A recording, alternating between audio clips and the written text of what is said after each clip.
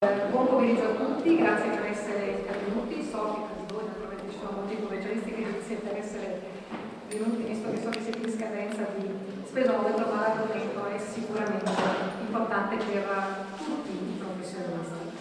Questo seminario di lancio del progetto Professioni Domani finalmente fa il punto sulla situazione del passaggio generazionale degli studi professionali.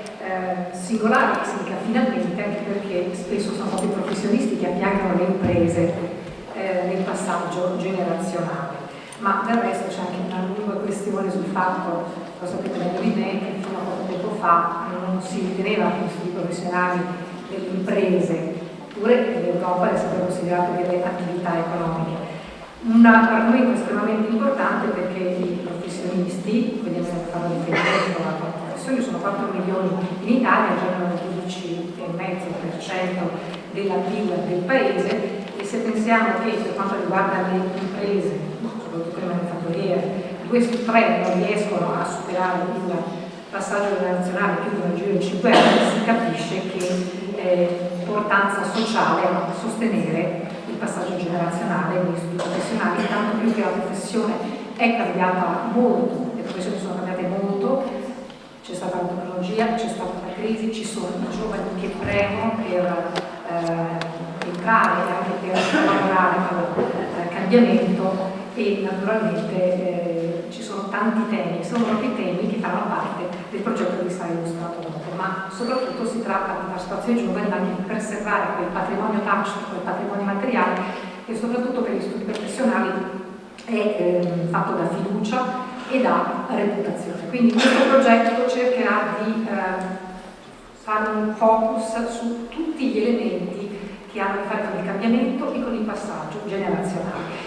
Ma giusto per dovere di ospitalità do subito la parola a Paolo Tamaglia, consigliere dell'ordine dei professionisti ed esperti contabili, che ci ha aperto le porte della propria sede.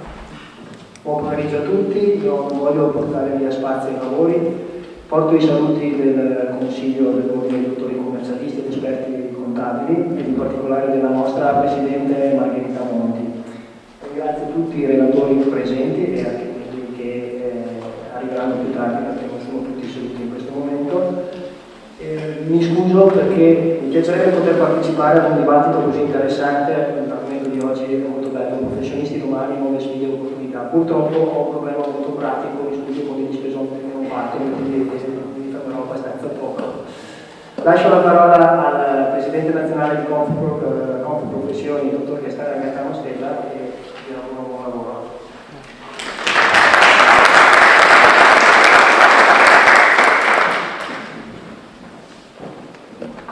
Buongiorno a tutti, intanto diciamo che con soddisfazione, con orgoglio, con piacere ovviamente che anticipo l'intervento e apro il lavoro di questo evento per il progetto Professioni Domani e la continuità negli studi professionali.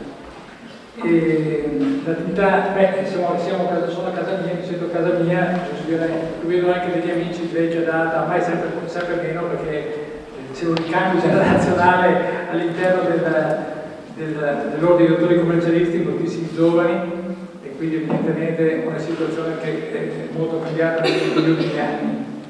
La Confprofessione nazionale, di cui sono il Presidente nazionale, è una confederazione che rappresenta una ventina di associazioni nazionali appartenenti a tutte le aree del mondo professionale, quindi professioni tecniche, giuridiche, sanitarie ed economiche.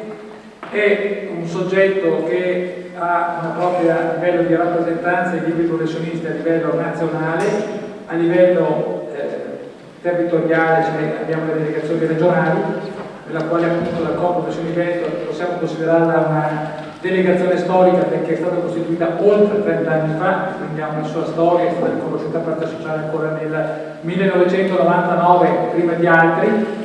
E poi abbiamo una rappresentanza a livello europeo.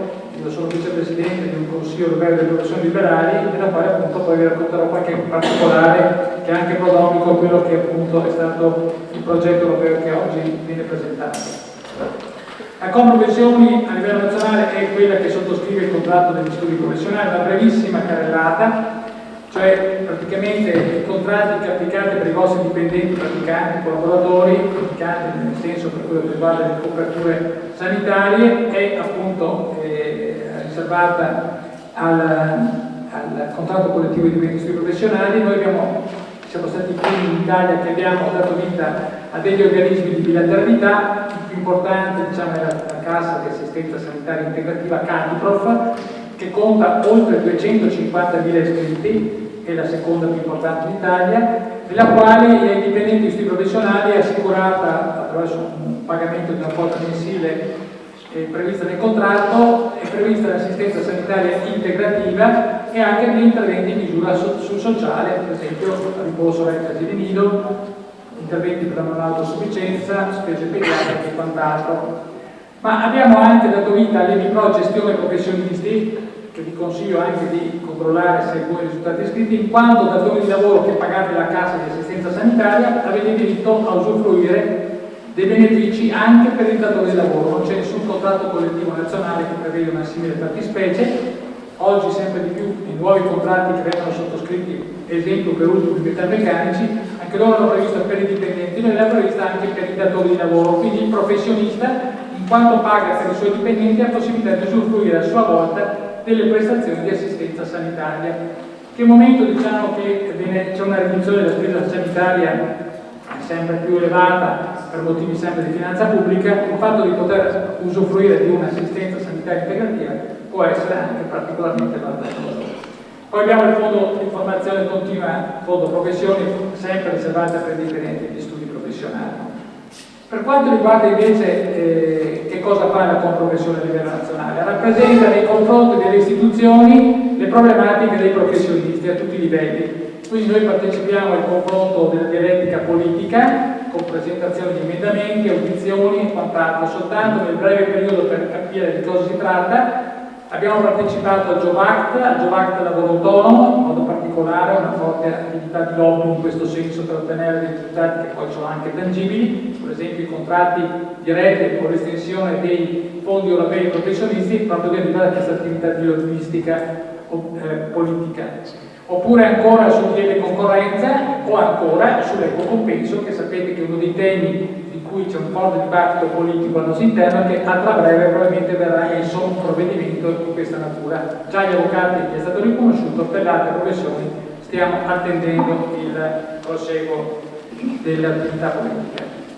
In questo ambito, a livello di delegazioni regionali, avete visto anche i risultati, poi ne parleranno successivamente i relatori che verranno, e questa attività politica serve anche perché si partecipa non solo alla finanziaria nazionale, ma si partecipa anche alle finanziarie locali, nelle quali i professionisti possono finalmente dire la loro. Una volta questo era appannaggio esclusivamente dell'industria, del commercio, dell'artigianato, dell'agricoltura e dei sindacati di lavoratori dipendenti.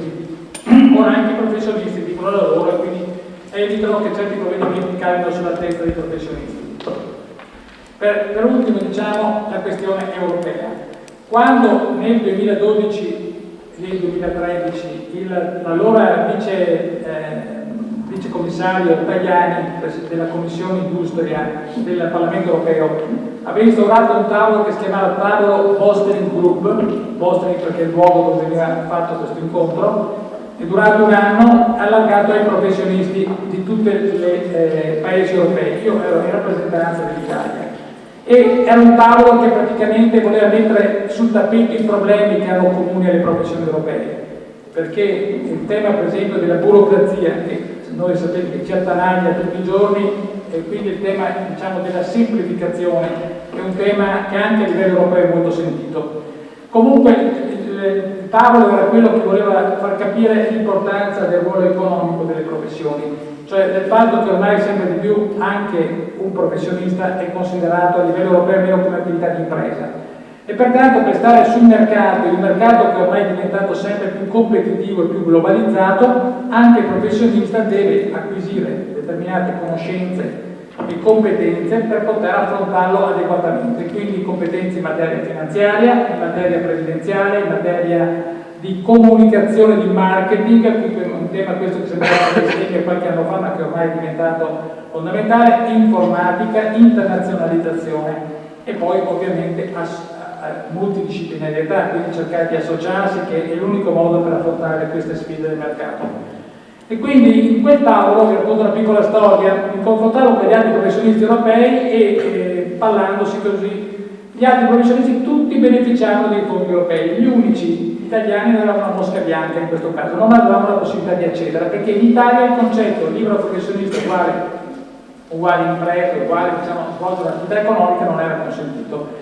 E quindi da lì è partita un'azione forte di lobby, prima a livello europeo e poi in Italia, e nel 2016, con la finanziaria 2016, quindi a fine anno 2015, abbiamo ottenuto la possibilità che per il periodo 2014-2020, quindi per questi 7 anni, anche i professionisti italiani potevano beneficiare dei fondi europei, che oggi adesso sono andati a regime col Jobs Act del lavoro autonomo, che ha previsto un articolo vero e proprio che qui non saranno soltanto per quel periodo indicato, ma da qui per sempre c'è questa possibilità, quindi senza dover ogni volta reiterare provvedimenti di questa natura.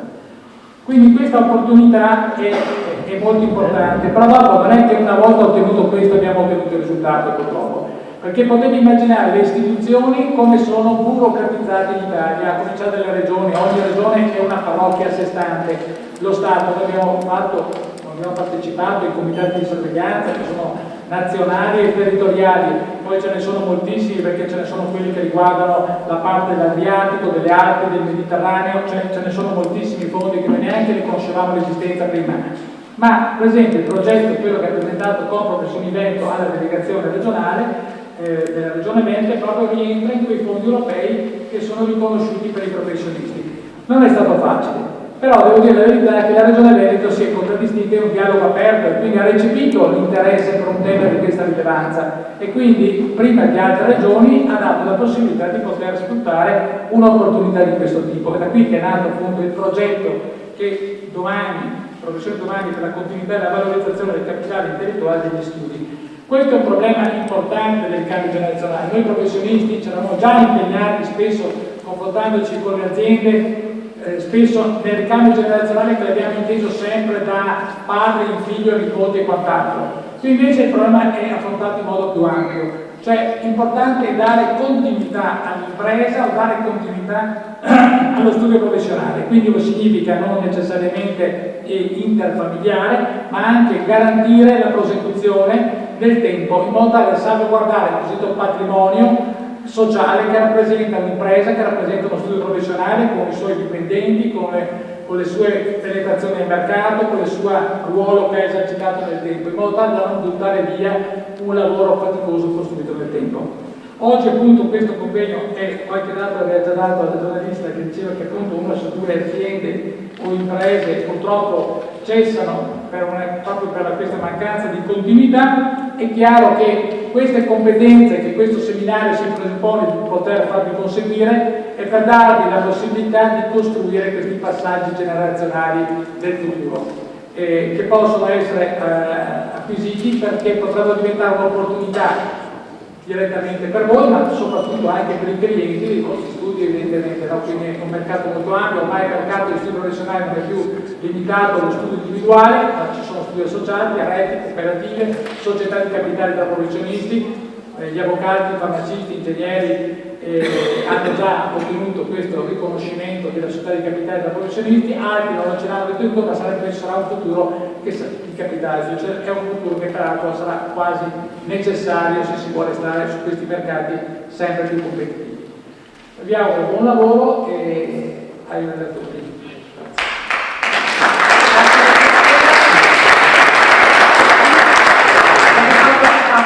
L'impatto sociale, pensate che le imprese in Europa non riescono nel passaggio generazionale, costano 600.000 posti di lavoro l'anno e non ci sono dati tra l'altro per gli studi professionali perché non ci sono, credo che in questo Tony Brunello vi conforterà, non sono mai stati fatti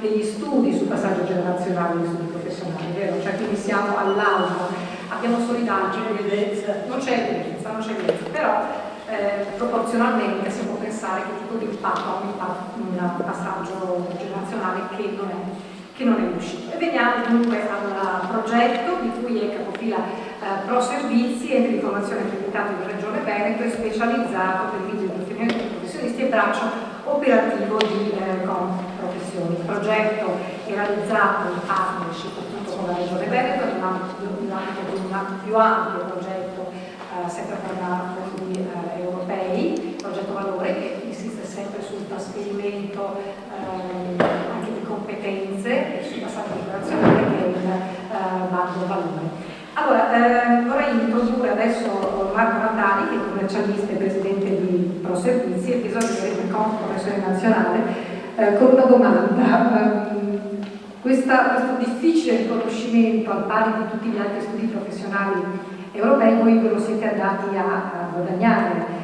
Ed è singolare, ma va sottolineato, lo ricordavamo poco fa con Roberto Sartore, presidente di Confprofessioni Veneto, che quando siete andati l'ultima volta, cosa abbiamo detto? Noi a voi soldi non ve li diamo perché vi comprate la BMW. Ci hanno detto, insomma, tanto voi ai progetti li abbiamo lamentato che noi non partecipavamo come professionisti destinatari delle provvidenze dei progetti europei. Si sente? No. Vicino magari sì. Così? Sì, va meglio, sentite? Perfetto.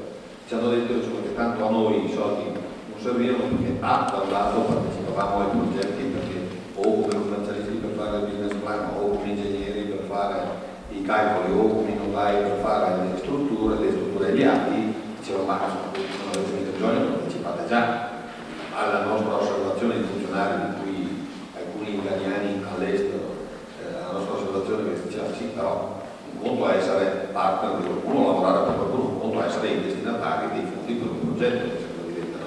E quindi ci hanno detto, ma tanto cosa volete che se ne facciano i professionisti dei fondi europei? Al massimo si cambiano la BMW o la Mercedes. E che questi funzionari italiani presenti a Bruxelles. Il Presidente Stella sorride perché si ricorda benissimo l'episodio e diciamo il giramento di simpatico che abbiamo avuto quando ci hanno fatto queste affermazioni. Dimostravano di non conoscere il mondo delle professioni italiane, ma pagati con i soldi italiani da prendere funzionari che vivevano a Bruxelles, si permettevano di ragionare su di noi e di giudicare il mondo delle professioni italiane senza conoscere. Tra parentesi, era alla fine del 2015, eravamo in un momento anche particolare, c'erano appena stati, lo raccontavo il giornalista che si è ricordato del particolato appunto per quello, c'erano appena stati gli attentati del Bataclan. Noi siamo entrati all'interno della direzione Regio generale della Comunità Europea con un allarme rosso in corso, quindi tutta una serie di situazioni non riuscivamo a capire cosa stava succedendo e poi ci siamo resi conto che la polizia e l'esercito stavano facendo quella famosa eruzione a Moellenbach che tutti ricorderete per aver visto in TV, stavano prendere i terroristi che avevano attaccato il teatro e stavano facendo l'eruzione nel quartiere musulmano di Bruxelles. Quindi è stata un'esperienza che ricordiamo bene, oltre che per la simpatia dei funzionari italiani, anche per. A questo dobbiamo dire che il Presidente di Confprofessioni e la Confprofessione tutta ha fatto un'azione di lobbying non indifferente in Parlamento e, come dicevo giustamente l'anno prima, siamo riusciti a ottenere che nella scorsa legge finanziaria tutti i fondi europei fossero resi accessibili al mondo dei professionisti, a noi. Io come voi faccio commercialista di mestiere, quindi capisco benissimo Cavagna quando dice bisogna tornare in ufficio a spedire gli esomini che non partono, bisognerebbe spedire qualcun altro invece di spedire. Ditemi un po' di pane e vino al vino perché questi tanto noi lavoriamo e facciamo sono le scadenze, i problemi cadono sempre sui professionisti che tanto la visione che hanno nel pubblico è quella che noi siamo ricchi e al massimo abbiamo bisogno dei soldi per cambiarsi una Mercedes o una BMW. Questa è la considerazione che hanno di noi, che dovrebbe forse essere cambiata. In quest'ottica il Veneto, il Presidente Sartore, ma anche la sensibilità della Regione ha fatto sì che nell'ottica dell'apertura dei fondi europei fosse avviato anche questo progetto Professione Europa. Perché come Confprofessioni ci siamo resi conto a livello nazionale che il vero problema, oltre ad essere quello del passaggio generazionale di imprese, c'è veramente il passaggio generazionale di studi professionali. E quindi come Pro Servizi, società che giustamente è stato accennato prima, è la mano operativa della Confprofessione sul territorio, abbiamo pensato, facciamo formazione per gli studi e per i dipendenti degli studi, abbiamo pensato di agire, di fare una richiesta alla Regione presentando un progetto come di partner che dopo vediamo, proprio per vedere quella che era la possibilità di sviluppare un aspetto che nei nostri studi è sempre stato poco valutato, poco considerato, il passaggio, che a me, passaggio generazionale, quando ne parlo ai miei clienti, non solo voi e i vostri, ma quando se ne parla fanno dei gesti un po' scaramantici, quindi non è che piaccia tanto in quel modo, preferisco come lo definisce Tony Brunello, il business transfer, come definito a livello europeo, il passaggio del business, il passaggio delle capacità. Giustamente noi abbiamo degli studi professionali con grandi professionalità, abbiamo degli studi con dei collaboratori validi, con una conoscenza, con un know-how, con delle procedure. Finora siamo riusciti a resistere alle sfide del mercato, in questo momento il mercato però cambia, lo vediamo tutti i giorni, siamo costretti a fare maggiori adempimenti inutili, siamo costretti a lavorare senza poter ribaltare i relativi costi sui clienti, perché nonostante ci abbiano caricato di 8 adempimenti nuovi, i clienti non è che sono disponibili ad allargare la borsa, ci chiedono maggiore sforzo, ci chiedono innovazione, ci chiedono tecnologia, e quindi sul mercato sopravviverà chi avrà la capacità di resistere a queste sfide e a questi cambiamenti. In quest'ottica abbiamo detto è importante ragionare anche in termini di continuità, perché il futuro è capitale intellettuale, conoscenza, capacità, e chi meglio dei professionisti può esprimere questo aspetto, può esprimere questa capacità, questa importanza. Siamo noi quelli che porteranno, noi intesi come i commercialisti, ma come gli ingegneri, gli architetti, gli avvocati, il mondo delle professioni è il portatore sano di conoscenze che dovrebbe essere trasmessa. Ci siamo sempre occupati di far trasmettere alle imprese dei nostri clienti in maniera da smentire quel vecchio detto veneto che dice nelle 3 generazioni una li fa i soldi, una li mantiene, la terza se li mangia, quindi speriamo di riuscire a gestire anche gli studi con l'ottica, la sensibilità del problema non c'era, anche se sta arrivando, quindi ecco qua il progetto Professione Domani. Perché vogliamo lavorare tra sfide e opportunità, quindi le sfide sono quelle che derivano dalla modernità, dal cambiamento, e le opportunità che come sempre derivano da quando c'è una sfida, da quando c'è una crisi. L'altro aspetto è chi sopravvive riesce probabilmente a gestire un cambiamento diverso da maggiore. Quindi questo è il progetto approvato dalla Regione, fa parte di un bando valore attraverso l'esperienza organizzare e riorganizzare eccellenze. Come vedete la Regione è stata la prima che ha avuto questa sensibilità di finanziare questo aspetto importante. Lo scopo di questo, lo scopo dell'azione, quindi parlando del passaggio generazionale e valorizzazione del capitale intellettuale. Perché? Perché bisogna che anche noi ci prendiamo le buone pratiche e cominciamo a prepararci per pensare a come traslare il passaggio generazionale. Ovviamente dobbiamo pensare di favorire l'invecchiamento attivo dei lavoratori, nel senso che noi, che parlo del mio invecchiamento, vorrei invecchiare in maniera attiva, visto che l'età pensionabile anche le nostre casse si stanno allungando, visto che i nostri lavoratori che lavorano negli studi cominceranno ad avere un'età maggiore e ci sarà necessità e più difficoltà nel fare il passaggio delle conoscenze. Vedete che quando qualcuno dei nostri dipendenti è fuori dal mercato del lavoro dopo 6 mesi, 8 mesi, difficilmente riesce a rientrare, perché nel frattempo sono cambiate le procedure, sono cambiati degli adempimenti, ti hanno cambiato il telematico 6 volte, ti hanno cambiato le procedure camerali piuttosto che quelle del tribunale, quindi c'è la necessità di lavorare per il passaggio generazionale. Come per le imprese deve essere valutato anche per noi, perché siamo un capitale, siamo un patrimonio. Vogliamo quindi valorizzare con questo progetto tutte quelle che sono le conoscenze tipiche degli studi, perché voi avete una grande capacità, avete delle grandi possibilità sul mercato, però bisogna cominciare a pensare a come trasmetterle a qualcuno che le porti, che prosegua la nostra conoscenza, e questo qualcuno può essere qualcuno che cresciamo all'interno degli studi, potrebbe essere un collega esterno, potrebbe essere una soluzione diversa a quelle che vedremo andando avanti. Comunque lo scopo è di non perdere quel valore, quella conoscenza, quella preparazione che abbiamo fatto noi, che abbiamo messo in piedi all'interno degli studi.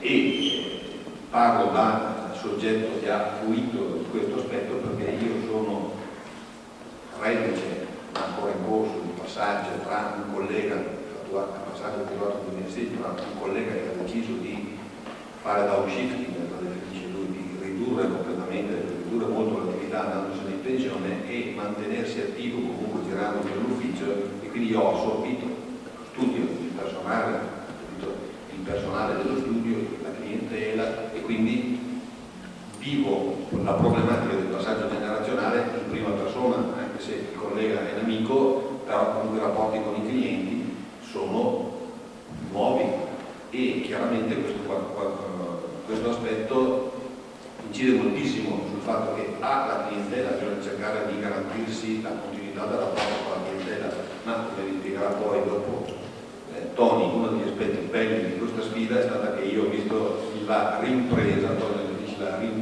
io ho preso i suoi clienti, ho mantenuto per certi aspetti il modo di operare suo, ma ho aggiunto alcune cose tipiche mie, ho modificato il rapporto, perché nel passaggio qualche aspetto deve essere cambiato, perché ognuno poi ha il proprio stile, il proprio modo di agire, io sono io, lui è un altro, ho rimpolpato, ho cambiato il modo di fare, dando anche cosa, con l'ottica di dire bene, diamo più servizi, diamo più opportunità, dobbiamo essere a disposizione del cliente di più, cercando di essere innovativi, cercando di dare quel qualcosa che di solito negli studi è difficile trasmettere. Insieme si riesce a fare meglio. Chiaramente nel passaggio generazionale, le motivazioni della scelta è che nel passaggio generazionale ci sono dei rischi connessi al passaggio, quello di sapete meglio di me, quello di dalla idea che abbiamo acquisito, e quindi bisogna lavorare per non perdere i clienti. Bisogna riconoscere le difficoltà di lavorarsi. Il collega quando ancora viene in ufficio non dico che dà problemi, perché è simpatico, è un caro amico, ci vogliamo anche bene, ci dà un sacco di informazioni, però il modo di affrontare i problemi, il modo di affrontare il colloquio con la clientela non è più il modo che ci chiedono i clienti, quindi il fatto di avere un confronto ha portato lui a cambiare e il sottoscritto tenendo presente le sue modalità di organizzazione, vedere qualcosa di diverso e qualcosa da incrementare, da cambiare nel modo di gestire lo studio, perché il rischio è che se non ti rinnovi, se non ti evolvi, a me piace molto come frase, se non ti evolvi ti estingui. Quindi questo vale per il mondo delle professioni in generale, se non cambiamo, se non ci evolviamo e non sappiamo dare risposte a quello che è lo scenario, che lo vedete tutti i giorni, continua a cambiare degli adempimenti, ma non solo, ma soprattutto del mercato e dei bisogni delle imprese, rischiamo veramente di perdere la partita. Ecco il motivo per cui abbiamo deciso di sviluppare questo aspetto. Caratteristiche salienti del progetto. L'importanza del mondo professionale, finalmente anche la Regione Veneto, per prima, ma per ora non ce ne sono altre, ma altre regioni stanno su azione delle non-professioni territoriali, altre regioni si stanno muovendo per spingere su progetti di questo tipo. Il mondo, anche la politica, l'autorità amministrativa riconosce l'importanza del mondo delle professioni, non solo per il progetto del passato generazionale, ma per quel ruolo di trade union tra il sapere e il saper fare, che è tipico delle professioni, la nostra capacità di trasmettere conoscenza, la nostra capacità di trasmettere conoscenza ad alto livello di qualità, fa sì che il mondo del sapere sarà sempre più quello privilegiato, mentre da noi se ne andranno le attività a basso valore aggiunto. È fondamentale che i professionisti lavorino per nei loro studi trasmettere attività ad alto contenuto intellettuale e quindi ad alto valore aggiunto. Chiaro che per me anche farò poi dopo riconoscere ai clienti e vedere però cosa succede sul mercato. La clientela c'è, la richiesta di consulenza di livello elevato c'è, dobbiamo essere in grado di capire e soddisfare quella che è la domanda del settore, con l'altro aspetto che il rapporto con noi è comunque un rapporto fiduciario. Dicevo come esempio un'altra volta che siamo visti, non facciamo biscotti, non facciamo bicchieri, noi facciamo consulenza, ma abbiamo il rapporto col cliente. Il cliente nel passaggio generazionale, se prima andava dal mio collega, quando viene da me si fidava di lui, io sono nuovo, potrei anche essere più bravo, potrei, ma, e quindi c'è il problema di fare un percorso e quindi ci saranno dopo le buone pratiche, quindi ecco perché nasce tutto questo corso con l'ottica di dire col tempo bisogna fare un passaggio che sia graduale, che sia gestito, ci sono delle pratiche da seguire, dei modi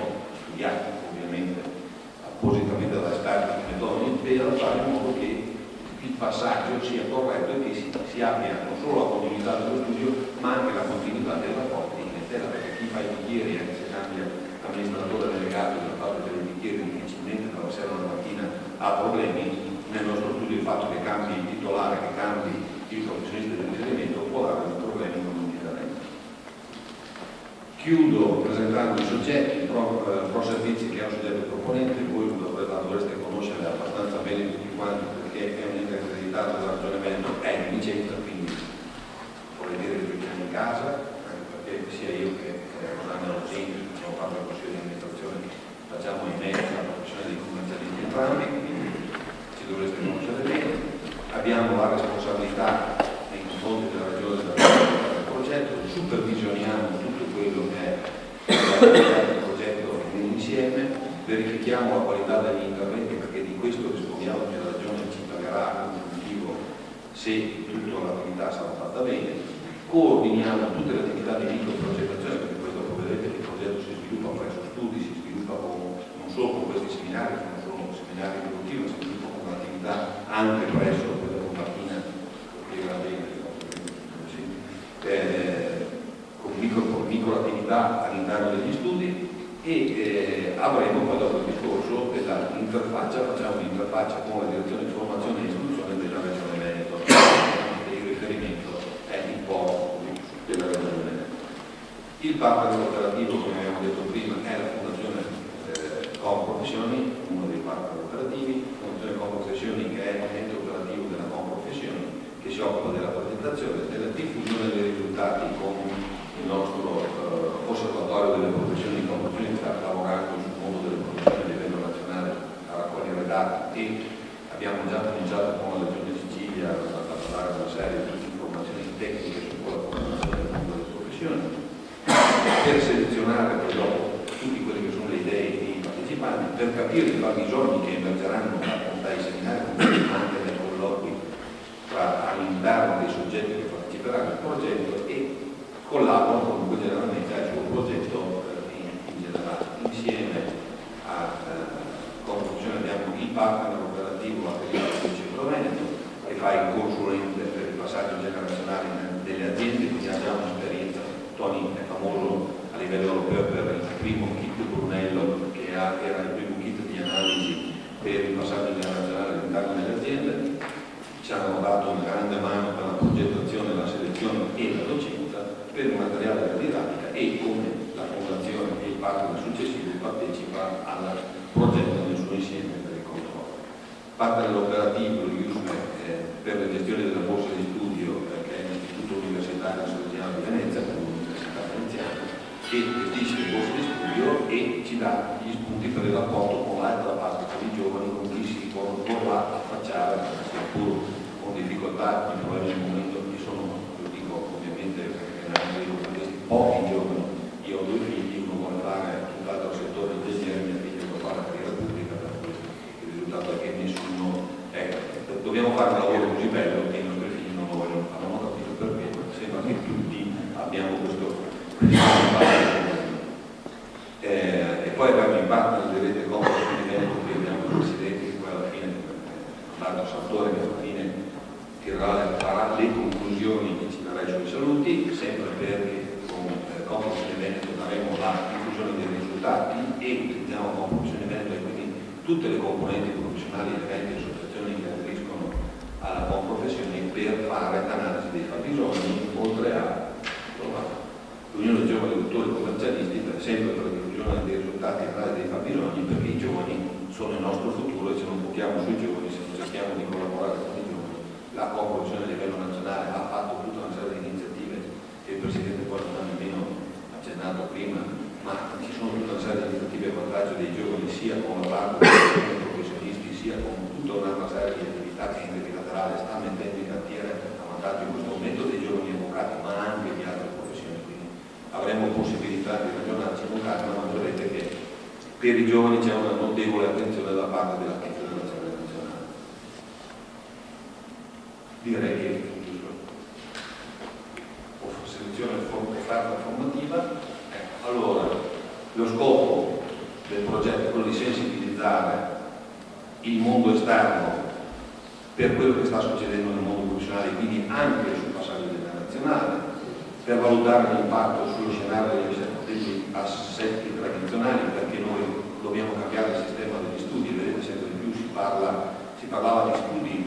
Io sono uno studio individuale, allora faccio parte di un network, allora già cominciamo a dire che c'è il network, però bisognerà che diventiamo poli, bisognerà che facciamo aggregazione, bisognerà che se vogliamo restare facciamo un sistema. Non so se la soluzione non ce l'ho nemmeno io in tasca, ma penso che tutti dobbiamo cercarla, che dovremmo avere e la parte di studio individuale, ma fare il network, fare un polo, valutare come vendere la nostra professionalità e la nostra reputazione che abbiamo nei confronti dei clienti. Quindi è importante capire quali sono le esigenze sul mercato, la rivoluzione digitale, bisogna ripensare alla struttura degli studi, al funzionamento operativo degli studi, perché oggi ci affidiamo noi commercialisti ai software, ma non basta, bisogna che facciamo delle cose diverse, bisogna saper integrare e saper dare dal sito a tutta quella che è la parte della digitalizzazione dei servizi ulteriori ai clienti che possono lavorare e dialogare con il mondo in tempo reale, per capire quali sono le criticità latenti in un passaggio generazionale. Io non ho accennato, ma penso che tutti possiate immaginare quanto possono essere, quali sono le buone pratiche che c'erano prima in console, quali sono gli aspetti fondamentali, cruciali di cui tener conto e come dovremmo riuscire a esaltare quello che è il patrimonio tacito all'interno degli studi professionali. Con questo vi ho tagliato, credo, 5 minuti più del tempo concesso. Siamo in orario, quindi bene. E io, se non avete domande, per cui poi sono qua, dopo se volete possiamo approfondire, adesso ho l'esperienza di chi ha subito lo studio, ho già cominciato a pensare al passaggio generazionale successivo, perché ormai bisogna cominciare anche a pensare, secondo un percorso graduale che ha fatto da tempo, bisogna cominciare a pensare di individuare qualcuno o comunque di strutturarsi per garantire la sopravvivenza di quel valore economico che è lo studio, non solo come clientela, ma anche come personaggi e persone che abbiamo collegati e collaboratori di studio con il loro sapere, la nostra organizzazione e la nostra pratica. Grazie ancora e buona giornata, buon lavoro.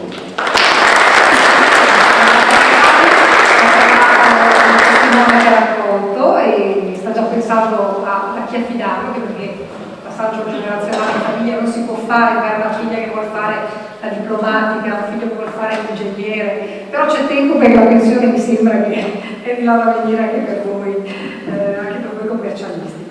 Parlava anche di problema di dimensioni degli studi. Effettivamente la media dipendenti per studio professionale in Veneto è di 2,7 dipendenti. È evidente che se il futuro è anche della specializzazione, il futuro non lo si può affrontare così. Tra l'altro la Fondazione Istituto di ricerca del Consiglio Nazionale dei Dottori Commercialisti parla di 120.000 commercialisti e che entro 5 anni il numero si dimezzerà. Bisognerà vedere anche come si dimezzerà, tenendo anche conto che c'è anche la concorrenza internazionale. Non parliamo naturalmente solo di commercialisti, parliamo di tante professioni che cambiano, per esempio i dentisti adesso sono entrati nella società di capitale, i giovani che tipo di ruolo hanno in queste società, anche gli avvocati, 240.000, 4 volte quelli della Francia, quelli della Germania, insomma per i professionisti c'è molto da ragionare in termini di valorizzazione del capitale umano,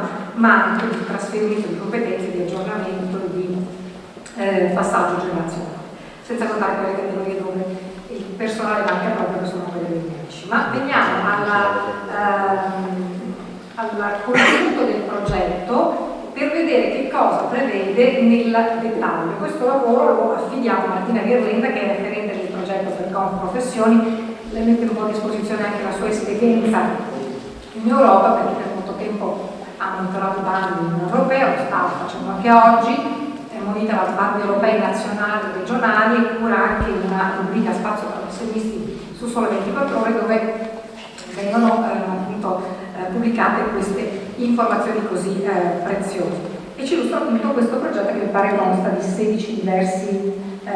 18 diversi interventi tra workshop, tirocini, consulenze, ma vediamo nel dettaglio di che cosa si tratta e poi alla fine ci sarà spazio senz'altro anche per le vostre domande. Buongiorno, io proseguo la presentazione del progetto tutti domani da un punto di vista prevalentemente tecnico, per permettervi di avere un'idea chiara di qual è il contesto in cui l'evento di oggi si inserisce.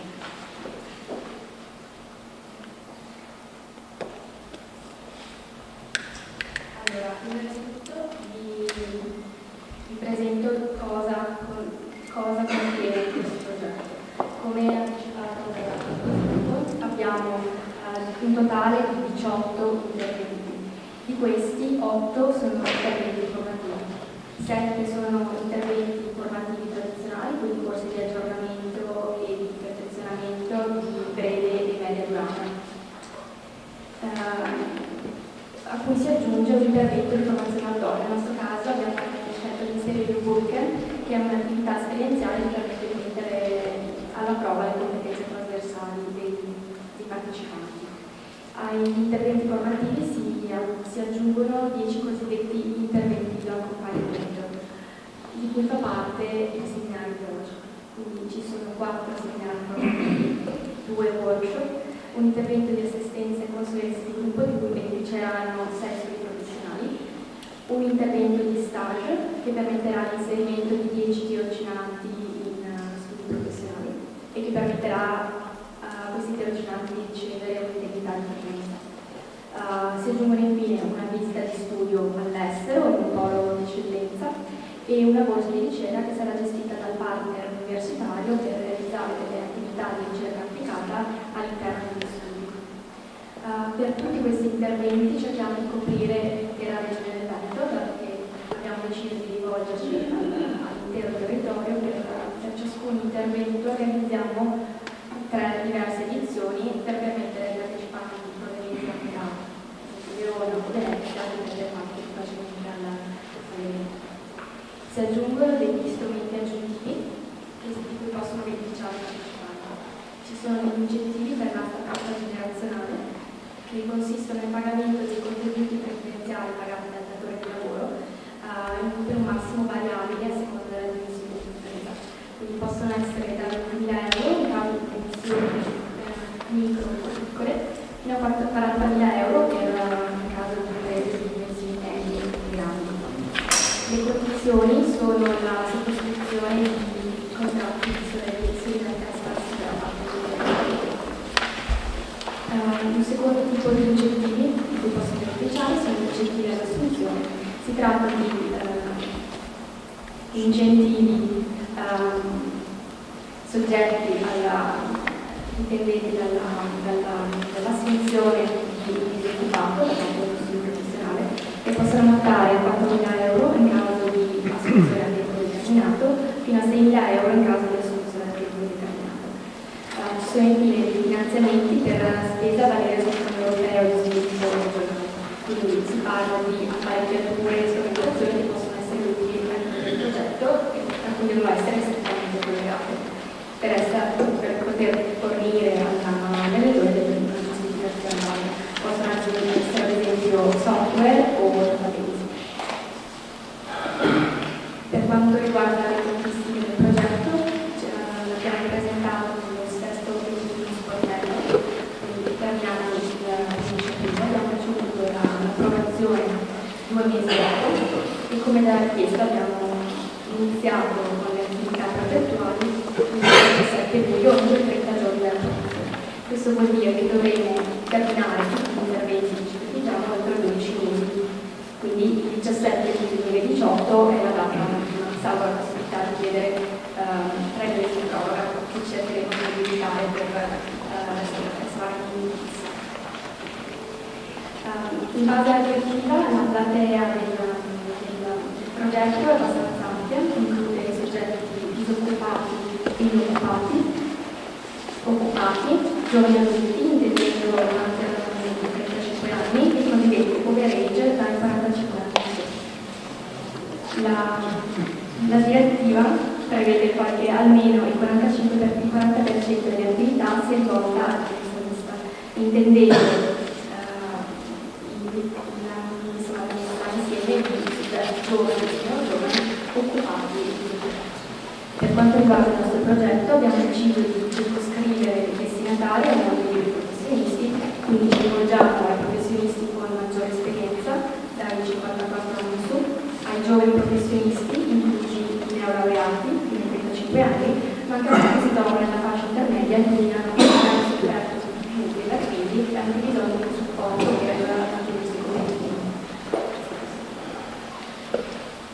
Vorrei presentarvi un po' lo status dei partecipanti al progetto, i cosiddetti partner aziendali che hanno dato l'adesione nella fase di progettazione. Analizzando le province coinvolte nel progetto si vede qual è l'area di attività prevalente di microservizi di licenza, con quasi la metà degli studi. C'è comunque una buona presenza da Verona, Isola da Venezia e Padova e Isola da Roma, mentre al momento non ci sono professionisti a Belluno e Treviso. Contiamo comunque di continuare a garantire la diffusione dell'attività e di raggiungere una maggiore credibilità. A livello invece di professioni coinvolte, anche qui si vede qual è il bacino principale delle attività di servizi, che è quello delle professioni di natura economica.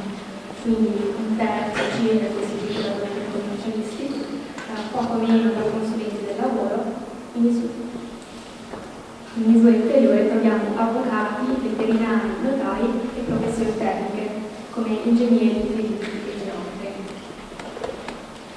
Per quanto riguarda gli obiettivi generali del progetto, possiamo fare riferimento a due temi fondamentali. Da una parte si vuole sensibilizzare un gruppo pionieri di professionisti sulla tematica affrontata dal progetto, quindi il nodo del passaggio generazionale. La risposta che il progetto vuole offrire è quella di proporre un nuovo modello di transizione degli studi che possa essere replicabile in altri territori, che sia in altri regioni, a livello nazionale o a livello europeo. D'altra parte si vuole promuovere una consapevolezza dell'esigenza di evolversi per rispondere alle nuove esigenze del mercato. Quindi la risposta che vogliamo offrire è la proposta di un'innovazione strutturale che permette di andare oltre i livelli consolidati e seguire i mutamenti del mercato. A livello di obiettivi più specifici del progetto si vuole mettere in contatto professionisti junior e senior, favorendo lo scambio di informazione non solo tra diverse età, ma anche, se possibile, tra diverse professioni, perché spesso si ritrovano le stesse problematiche, soprattutto per quanto riguarda questo tema. Questo dovrebbe anche consentire di incrementare le forme di collaborazione e di scambio tra i professionisti. Vorremmo inoltre promuovere l'evoluzione e la trasformazione degli studi, da una parte intervenendo nel processo decisionale e nell'organizzazione degli studi, permettendo un'evoluzione in un'ottica di maggiore condivisione. Dall'altra parte si vuole promuovere in senso più ampio alle sfide dell'era digitale. Come finalità ultime vorremmo codificare come dati che identificano un trasferimento di impresa di buona qualità perché siano trasferiti, raccogliere le esperienze di passaggio generazionale che sono positive e trasmetterle come buone pratiche. Allora, le competenze che i professionisti possono acquisire partecipando al progetto, possiamo parlare innanzitutto della consapevolezza della problematica che il progetto affronta, quindi il nodo del passaggio generazionale che spesso viene sottovalutato. Poi si dovrebbe riconoscere l'importanza di valorizzare le esperienze pregresse, il capitale intellettuale che un professionista ha accumulato con il passare degli anni e che risulta importante nell'ottica della trasmissione. Verranno approfondite le buone pratiche esistenti a livello europeo, verranno analizzati i fattori cruciali per la salute dell'impresa, nell'ottica di continuità, fattori cruciali che non sono elementi di natura tradizionale, ma sono piuttosto professionali e sono stati identificati durante l'esperienza di Studio Centro Veneto negli anni di collaborazione e consulenza all'impresa. Verranno poi affrontati quelle che sono le caratteristiche fondamentali che permettono allo studio di mantenersi competitivo e affrontare l'impatto del nuovo sul mondo dello studio. Quindi dal della comunicazione, ha la capacità di anticipare i segnali deboli che prendono dal mercato fino a quello che consideriamo come un tasto fondamentale, che è quello del patrimonio reputazionale, che è il patrimonio che appartiene principalmente alle figure senior e che è importante da identificare al fine della sessione di impresa. Tra gli obiettivi finali del progetto, che al fine della sostenibilità per i professionisti, si dovrebbe acquisire con la capacità di preparare un piano di trasmissione efficace, oltre al fatto di dover padroneggiare le varie tecniche collegate. I professionisti sapranno preparare una sorta di atto professionale ragionato per poter infine armonizzare gli strumenti di base alla propria situazione professionale. Il frutto di questo lavoro sarebbe la preparazione di un profilo guida che possa aiutare nella propria situazione in un'ottica di condizione della propria impresa. Ho terminato la presentazione del progetto, spero di essere stata chiara e di aver identificato le caratteristiche salienti. Resto a vostra disposizione se avete qualche quesito. Vorrei sottolineare che stiamo ancora cercando di espandere la partecipazione al progetto, abbiamo già raggiunto un buon numero di professionali diretti, ma stiamo ancora facendo delle attività di comunicazione per promuoverlo, quindi se siete interessati subito faccio sapere come faccio.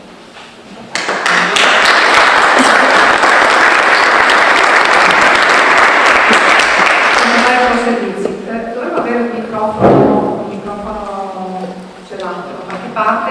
Se c'è qualche domanda, qualche necessità di chiarimento possiamo anche chiedere subito a Martina Gherdenga qualche specifica, basta che alziate la mano, altrimenti spostiamo tutto in una fase di dibattito. Tutto chiaro per il momento? Mi pare di sì.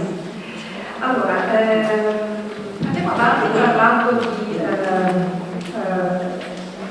Europa, perché cerchiamo di guardare un po' la situazione da un altro punto di vista, che poi quello di Andrea Paloccia, che è a tutti gli effetti l'anello di congiunzione tra le istituzioni europee e il governo italiano. Lui è in Europa da quando ancora il Ministero dello Sviluppo Economico si chiamava Ministero dell'Industria, quindi dal 1985 ha un'attività con focus sulla politica industriale che comprende le PMI e gli di Stato, e da ben 24 anni, un bel pezzo, dirigente della divisione per le politiche europee e gli aiuti di Stato del Ministero per lo Sviluppo Economico.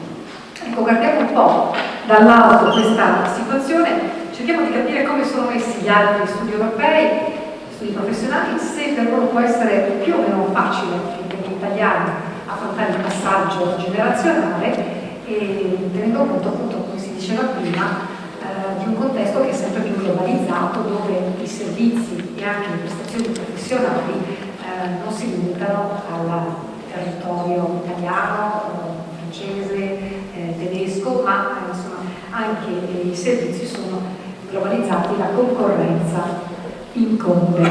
Prego, sotto la parola. Buongiorno a tutti. Tra le slide di Marco e di Martina e le slide di Toni, io vi offro 10 minuti di riposo, perché sono rimasto impressionato dalla presentazione del progetto e credo che molte delle cose che pensavo di dire siano superate, ma vediamo un attimo. Io parlo a braccio, vi racconto come questo progetto si inquadra in un quadro più ampio europeo, che questo serva lo scopriremo presto, perché tra Brexit e Catalogna comincia a serpeggiare un certo scetticismo del futuro dell'Europa. A me piace pensare che sia uno dei tanti avvallamenti del processo europeo, nessuno dei quali però è stato definitivo, e quindi verosimilmente neanche questo sarà quindi anche qui avremo una ripresa e l'Europa continuerà la sua brillante carriera che ci ha consentito da quando sono nato io ad oggi di essere praticamente l'unica area estensa di territorio senza conflitti. Questo è il grande pregio dell'Europa che io riconosco e mi auguro che continui ad averlo nei secoli. Detto questo, quando mi è stato chiesto di venire qui, prima di tutto ho detto ci vengo a qualsiasi costo, infatti mi vedrete partire di corsa perché stasera deve essere a Roma e domani mattina su un aereo per Bruxelles, perché mi sembrava molto importante mettere dei paletti. Prima di tutto fatemi mettere due premesse, l'alfa e l'omega di quello che vi volevo dire, che sono 2 anni. Il 1993, che è stato l'atto di fondazione di una politica sul business transfer europea, con un forum presidente, e io conobbi Toni praticamente qualche mese dopo, purtroppo, e il 2017, quest'anno, quando pochi mesi fa, durante il semestre di presidenza maltese, prima di questo letto che è attualmente in corso, i maltesi hanno voluto fare una grande conferenza a Malta sul business transfer, anche per presentare il loro gioiello, cioè la loro politica nazionale per il trasferimento di impresa. Allora, fra queste 2 date c'è tutto quello che è stato accumulato nel know-how di questo progetto.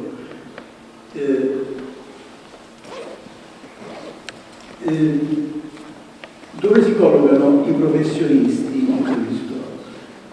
Io ho fatto un tentativo, sono andato a riprendermi tutte le carte del convegno di Malta e ho trovato la parola professionisti una volta sola, ma in un contesto molto particolare. Parlava di professionisti nel momento in cui parlava di quelli come Toni che di mestiere aiutano gli imprenditori nel passaggio generazionale. Mai in tutti i lavori, interventi maltesi, interventi dei servizi della Commissione, interventi dei commissari, interventi di altri paesi, interventi di accademici, mai è stato affrontato in petto il tema del passaggio generazionale specificamente per i professionisti. Questo qualche cosa significherà. Questo è l'omega, fatemi fare, mettetelo un attimo da parte, torniamo al 1993. Che cosa è successo nel 1993? Perché naturalmente il problema del passaggio generazionale c'era anche prima. Semplicemente ognuno se lo distribuiva a casa sua. C'era qualcuno che faceva il mestiere di Tony Brunello e che assisteva, verosimilmente un commercialista, e che assisteva i suoi per fare la dichiarazione dei redditi e magari anche per aiutarli nella successione dei beni e dell'impresa. Ma questo era un problema individuale. Il forum del 93 segna il momento in cui qualcuno dice a gran voce, e non in Regione Veneto, in Europa, guardate che questo è un problema per tutti, è un problema di natura sociale, perché ogni impresa che chiude è un pezzo di capitale sociale che si perde.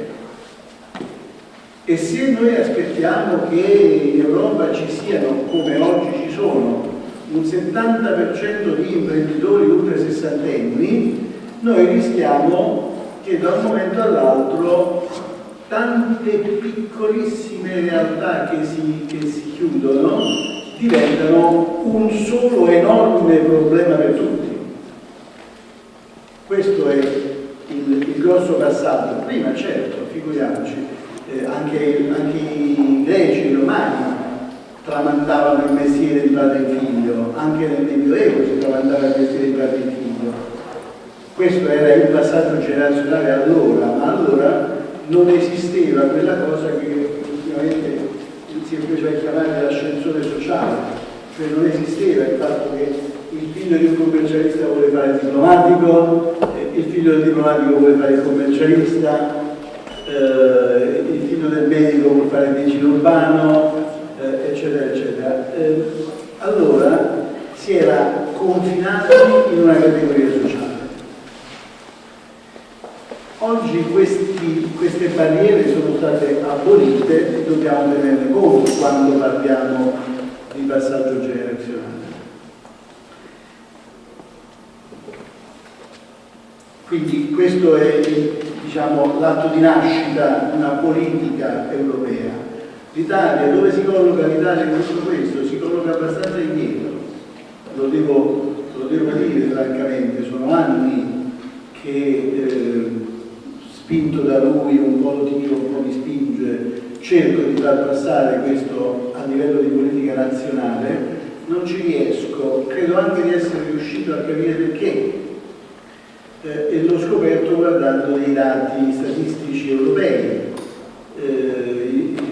Una bellissima tavola che io conservo, rubata dal sito di Eurostat, io ho letto che bene o male, a occhio e croce, le imprese europee sono 24 milioni, le imprese italiane sono 6 milioni.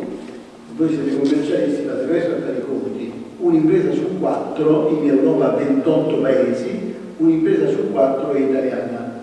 Ovviamente la dimensione media delle imprese italiane è molto più piccola della dimensione media europea. Diciamo che a occhio e croce, vi prego di prendere questi numeri con beneficio dell'approssimazione, a occhio e croce l'Italia, tutto considerato, ha una dimensione media di 3 dipendenti per impresa, l'Europa 28 ha una dimensione media di 7 dipendenti per impresa, la Germania, per fare un esempio, ha una dimensione media di 15 dipendenti per impresa. Per cui, insomma, vi rendete conto che se in Italia, però 6 milioni di imprese contro meno di 1 milione in Germania. Vi rendete conto che se in Italia chiudono in un anno, quando dice spesso solo 24 ore, se in un anno chiudono in un anno 500 imprese in Italia, per l'Italia ancora il problema non si sente rispetto ai volumi complessivi. Se chiudono 500 imprese in Germania è una catastrofe sociale. Questo io credo sia uno dei motivi per cui la politica italiana è un po' diciamo restia ad occuparsi di questo problema. In effetti io, lavorando a Viareggio al Ministero dello Sviluppo Economico, quando vedo arrivare qualcuno a protestare sotto il Ministero, non sono mai piccole imprese, ma sono operai di grandi imprese condotti lì da sindacati, eccetera, eccetera. Bene, questo è, diciamo, l'inquadramento. Dove si collocano i professionisti, questa categoria che voi qui rappresentate in tutto questo discorso? Ci tenevo a farvi notare che esiste a livello europeo una definizione di piccole e medie imprese, alle quali più o meno tutti ci siamo abituati, perché voi avete dei clienti che vi chiedono: io sono piccolo, posso avere l'incentivo più elevato, eccetera. Ora, l'articolo 1 della definizione, ve lo devo leggere per intero, si considera impresa qualsiasi entità che eserciti un'attività economica indipendentemente dalla sua forma giuridica. In particolare sono considerate tali le entità che esercitano un'attività artigianale o altre attività a titolo individuale o familiare, le società di persone o le associazioni che esercitano regolarmente un'attività economica. Alzi la mano chi di voi non si riconosce in questa definizione. Cioè, i vostri clienti sono imprese, ma anche voi siete imprese, secondo questa definizione e secondo l'Europa. Per questo non si parla mai di professionisti quando si parla di business transfer, perché si considerano all'interno del pacchetto. Allora, dove si pone il problema? Prima di tutto si pone in Italia, perché se vuol dire che i commercialisti, ho capito bene, che i commercialisti sono riusciti ad ottenere di costituirsi in società per azioni. Alcuni, altri no. Ma qui c'è scritto indipendentemente dalla forma giuridica, cioè all'Europa non gliene frega niente che l'Italia non voglia che voi vi costituiate come società di capitali. È un fatto nostro interno che un giorno forse sarà superabile, ma è assolutamente indifferente alla vostra dimensione. Il problema si colloca dove il professionista porta buona parte del suo capitale sociale dentro la sua testa. Che cosa abbiamo fatto noi con le imprese in pratica? Io poi anticipo qualche cosa che mi dirà Tony, però mi raccomando, se dopo quando Tony parla sembra che ci sia della divergenza, vuol dire che io ho interpretato male quello che lui voleva dire, non il contrario. Che cosa abbiamo fatto con le imprese? Abbiamo cercato di separare il ciclo di vita dell'imprenditore, persona fisica, dal ciclo di vita dell'impresa. Un'impresa non c'è niente da fare, è un organismo vivente che nasce, cresce e muore. Quello che non deve succedere è che l'impresa muoia perché muore l'imprenditore. Quindi bisogna isolare il processo produttivo che può arrivare al capolinea per motivi suoi, economici, nelle mani dell'imprenditore che gestisce la fine di quell'impresa, separarlo dal ciclo di vita della persona fisica che ha gestito quell'impresa. Questo è il punto. Per un'impresa che produce l'ennepilo è abbastanza facile fare questo ragionamento. Per un'impresa che produce consulenza legale, consulenza economica, consulenza manageriale, consulenza di qualsiasi tipo o altri tipi di servizi, per un'impresa che può essere composta di una sola persona, ma nonostante questo è un'impresa ad alta intensità di lavoro, questo diventa difficile. Per questo il corso mi sembra organizzato molto bene, perché non tende a dire in Europa tutti sbagliano, i professionisti sono una categoria a parte, tende proprio a sensibilizzare i professionisti perché si collochino in questo mainstream.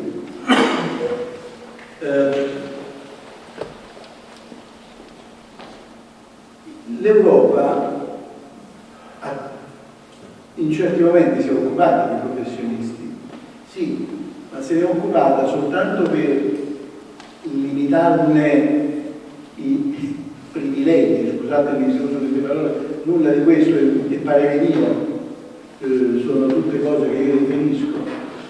Quando ricorderete benissimo la famosa direttiva Bolkestein, attualmente è in discussione un progetto di normativa tendente proprio a meglio delimitare la portata degli ordini professionali a quelli che sono i veri requisiti necessari ed evitare, la dico in maniera molto brutale, molto grezza, ed evitare che siano dei recinti per difendersi dalla concorrenza. Voglio dire che gli ordini professionali possono essere utili ed esistono in tutto il mondo, ma l'Unione Europea ha tendenza a vederli come un potenziale strumento di privilegio, un potenziale strumento di... Io devo aprire una parentesi, devo scusarmi con Marco Natali per l'atteggiamento dei funzionari italiani a cui si riferiva. Fa parte di un problema completamente diverso di cui non è il caso di parlare qui. Molte volte chi è andato a lavorare a Bruxelles all'Italia ci è andato perché non ha trovato lavoro in Italia, per cui stanno lì e trattano peggio gli italiani come gli olandesi, perché sono convinti di essere loro quelli che sapevano come bisognava fare e ti guardano con aria di superiorità e ti dicono tu sei rimasto lì perché hai raccomandato, io che mi avevo raccomandato sono dovuto venire qui, adesso te la faccio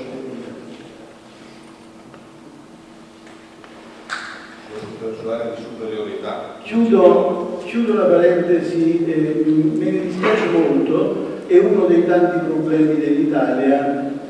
Per farvi un paragone, vi racconto, ma questo giusto per, non lo so, per farvi dal tema di oggi, che gli inglesi, quelli che stanno per uscire dall'Unione Europea, curano il governo inglese per tutto il tempo che è stato in Europa, ha curato individualmente le carriere di ciascun funzionario britannico impiegato nelle istituzioni comunitarie. Individualmente. Io avevo un amico britannico che lavorava in commissione, doveva cambiare lavoro, aveva fatto domanda per andare in un certo posto, si è visto convocare dall'ambasciata britannica, questo tanti anni fa è andato in prescrizione, quindi si è visto convocare dall'ambasciata britannica dove gli hanno detto noi ti teniamo d'occhio, sappiamo che vuoi cambiare lavoro, ma non ci interessa il posto che tu hai chiesto, ci interessa quell'altro posto, pensaci, se tu fai domanda per quel posto avrai il nostro sostegno. Capite che cosa vuol dire? L'Italia non ha mai fatto nemmeno questa di politica, oltre quella del business transfer, e ne paga ovviamente le conseguenze, anche in termini di rapporti interpersonali. Io sono felicissimo quando vado a Bruxelles e di fronte c'è un tedesco, perché almeno il tedesco mi guarda senza preconcetti negativi.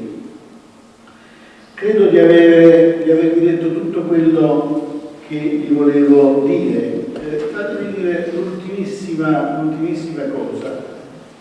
Ve l'ho detto, parlare di trasferimento di impresa quando si parla di persone che il loro sapere ce l'hanno nella testa o nelle mani, perché parliamo di professionisti, e finora abbiamo parlato di avvocati, di commercialisti, ma potremmo parlare di medici, di dentisti, di idraulici, no? Quindi portano il loro know-how nella loro testa e nelle loro mani, può avere due sbocchi. Uno sbocco è quello che mi pare, mio figlio, l'altro sbocco è quello del futuro. Qualcuno da allevarsi specificamente all'interno dell'impresa. Le due cose non vanno né confuse né separate, perché nulla esclude che il figlio possa essere quel qualcuno, ma uno deve avere l'intelligenza di vedere le due cose separate. Il figlio erediterà dei beni, ma qualcuno erediterà il know-how. Se siamo fortunati le due cose coincideranno, ma non ci fossilizziamo su questo, perché questo significherebbe tornare al Medioevo, e invece noi abbiamo di fronte ben altre sfide. Io continuo a dire, e questo è l'unico pezzettino dove io vado oltre quello che vi dirà Tony, ad un passaggio generazionale deve corrispondere un salto gestionale. Io non posso immaginare che il figlio del commerciante, che per tutta la sua vita ha fatto i vestiti del sindaco, diventi commerciante e continua a fare i vestiti del sindaco, perché nel frattempo il sindaco è invecchiato e lui è giovane, capite che cosa voglio dire? Quindi isoliamo, è faticoso per chi condivide le due nature, ma isoliamo le due nature e trattiamole separatamente, perché altrimenti la soluzione non la troveremo. Io direi che mi posso fermare qui e lasciare la parola ai professionisti.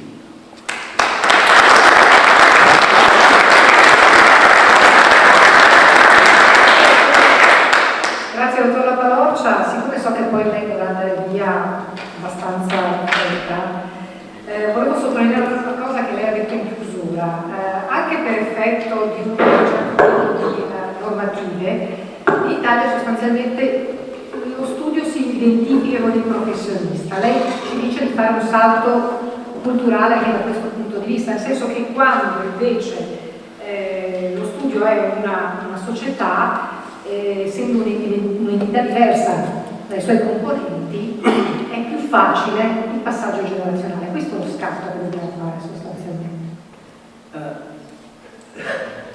Le rispondo con una cosa che ho dimenticato di dire all'inizio.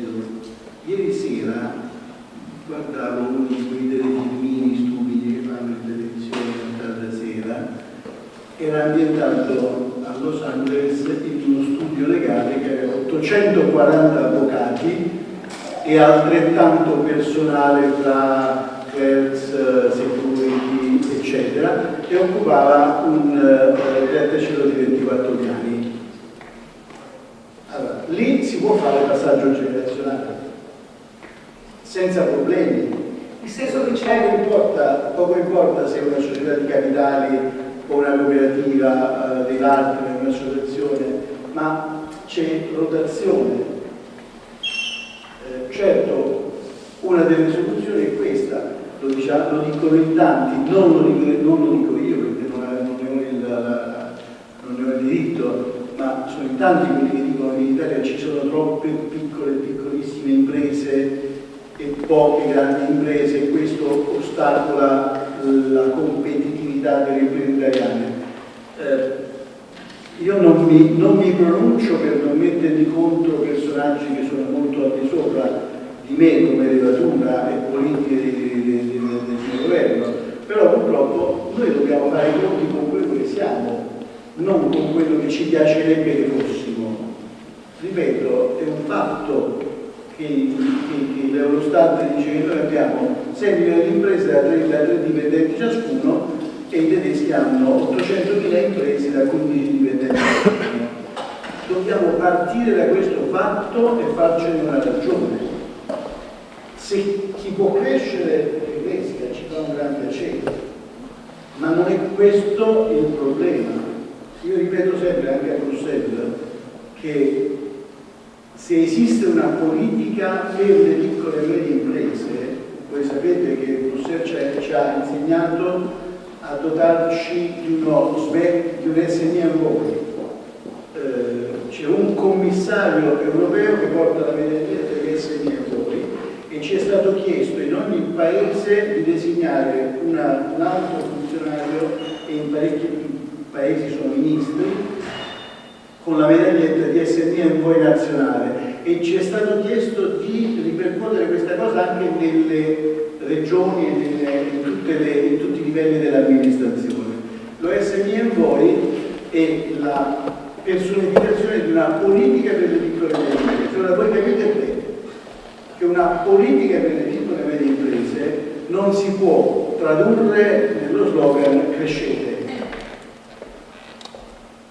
perché crescere vorremmo tutti. Io mi sono fermato a 1,62 m, mi sarebbe piaciuto molto arrivare a 1,75 m, ma c'è chi non ha la forza, le risorse, non c'ha voglia, c'è chi campa benissimo nella sua dimensione. Una politica europea per le piccole e medie imprese è destinata a fare in modo che la dimensione non sia un handicap nei limiti del possibile. Punto. Dopodiché l'ascensore c'è per tutti, ci sono imprese che crescono, imprese che scendono, imprese che muoiono, imprese che nascono. L'importante è che non si perda valore. Mi piace questa cosa di si ha valore. Si chiama valore il progetto regionale. L'importante è che non si perda valore. Questo è il punto, se questo risponde. In ogni caso, anticipare l'inevitabile è economicamente premiante, per cui bisogna rendersi conto del problema e affrontarlo per prima. Assolutamente. In qualsiasi sia la dimensione. L'Europa va in questa direzione, fatevene una ragione. Chi si trincela, lo dico senza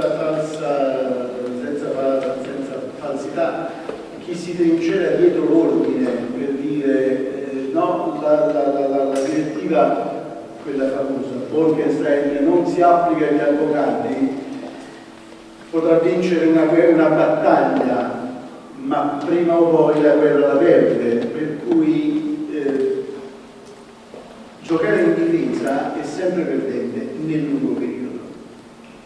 Quindi, soprattutto se vogliamo lasciare costruire al figlio, non facciamo battaglie perdenti, perché poi le facciamo perdere ai nostri figli. Magari nel nostro lifespan riusciremo a sopravvivere, ma dopo no. Il mercato unico è una realtà, ormai l'abbiamo realizzato al 98%, gli spazi di delimitazione nazionale dell'economia ormai sono ridotti all'umicino, sono piccole cose importanti, ma sono poche, per cui o contiamo che l'Europa salti, allora facciamo benissimo a tenerci i nostri recinti nazionali, o pensiamo che l'Europa sia una cosa buona e che dobbiamo comunque fare di tutto perché riprenda il suo slancio, forse non con questa Commissione europea, perché la Commissione Juncker è una delle peggiori commissioni che io abbia visto nei miei 30 anni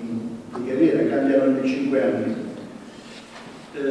Quindi 2 o 3 anni di questo supplizio ci toccano, ma vedrete che riprenderemo, e un minimo di sguardo rivolto verso il futuro e non verso il passato, verso l'anticipazione dei processi e non verso la resistenza all'inevitabile, credo che sia il suggerimento migliore che si possa dare.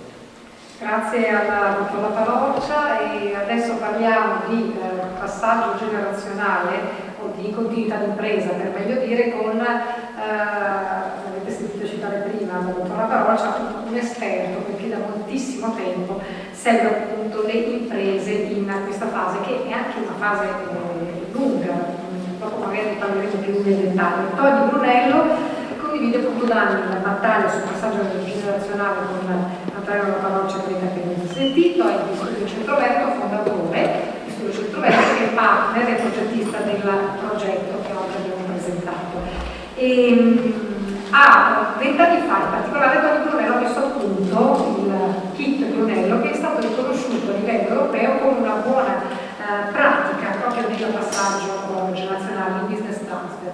E il kit Brunello System, che è uno strumento di autoanalisi assistita sul tema di questo passaggio, che permette di informare, di prendere coscienza, di accompagnare gradualmente le imprese nella gestione di questo delicato tema. Insomma, vediamo quali sono gli aspetti cruciali nel trasferimento d'impresa con Tony Brunello. Grazie. E venendo all'oggi, dicevo che ha sempre un sapore particolare dare il kick-off, il calcio d'inizio a un progetto prototipo. Progetto prototipo, progetto pilota, è qualcosa che parte, come diceva un mio amico, come uno scorpio, ma poi va a finire in cornice. Per la verità diceva, parte come un racconto e va a finire in solda, andando a Vicenza, posso metterla così. No?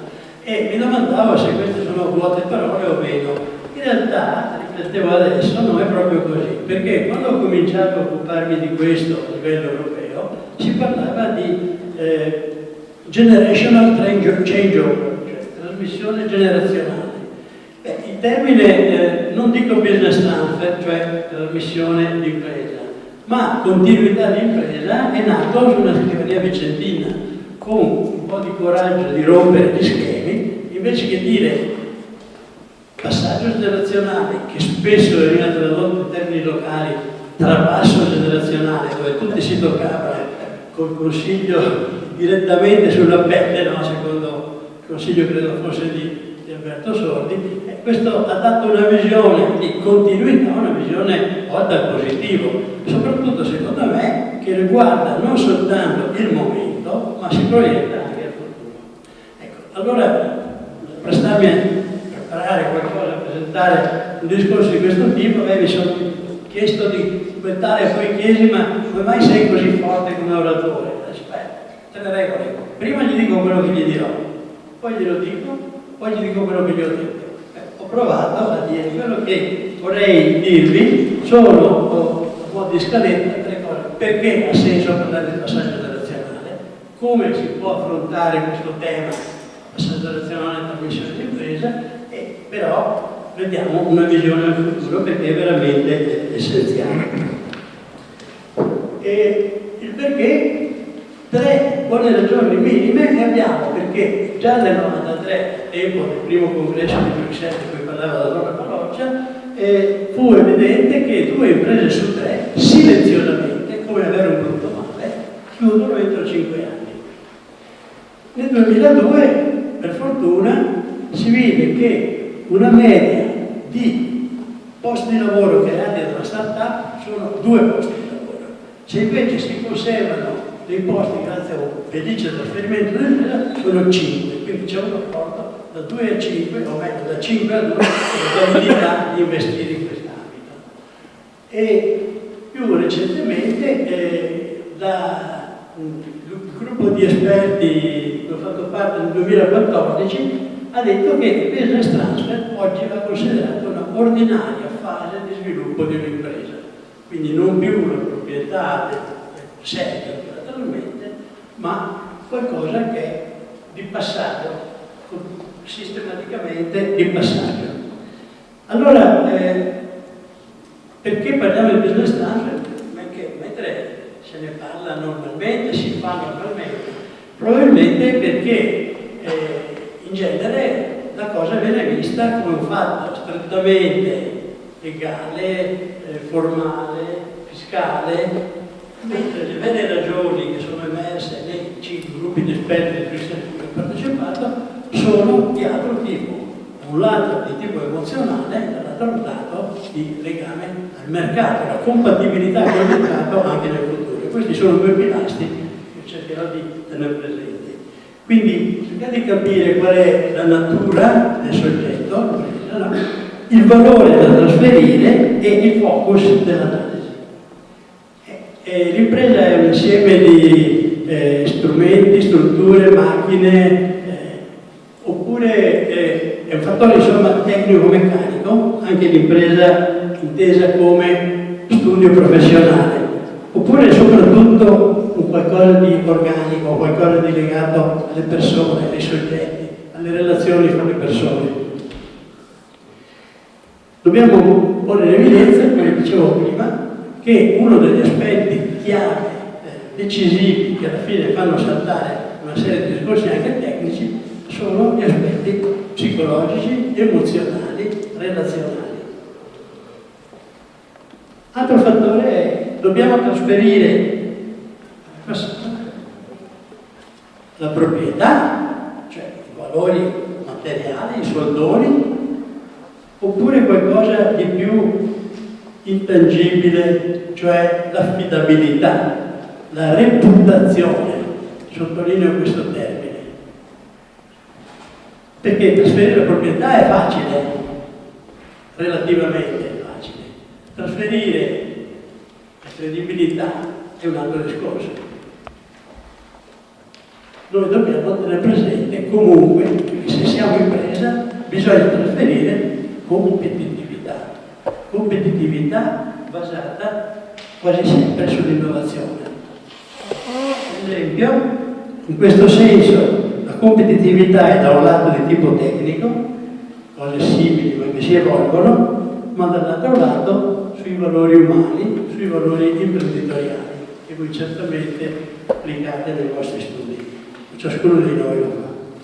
Questa è un'immagine particolarmente importante, vedendo il trasferimento come un ponte autostradale, se volete, trasferire la proprietà della titolarità.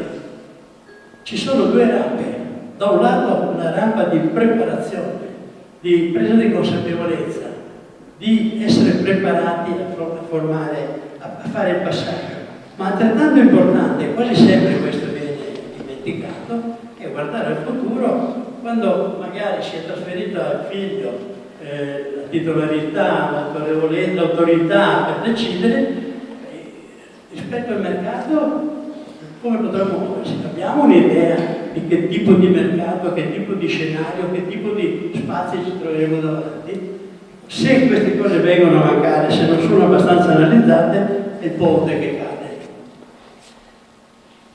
Altro aspetto fondamentale, parlando in casa con professioni, con servizi, è che dobbiamo occuparci del singolo studio, e purtroppo più volte mi sono trovato anche a Bruxelles a sentire autorevoli personaggi tipo il direttore della commissione a fare l'analisi del singolo caso, ma mai a proporre delle politiche per le imprese. Quindi chiediamoci se lo scopo di focus è sulla singola impresa, come fare il passaggio, che non è una cosa molto importante, ma anche tenere in considerazione il mondo delle professioni. Io cerco di rivolgermi, noi abbiamo cercato di rivolgerci nel progettare, nel confrontarci a entrambi questi aspetti. Quindi il taglio diverso è: dobbiamo ancora ragionare in base alla posizione e ruoli di esperti professionisti individuali, molto individualisti, oppure possiamo cominciare a pensare a squadre team, squadre di analisti che abbiano esperienza e che siano in grado di far crescere altri.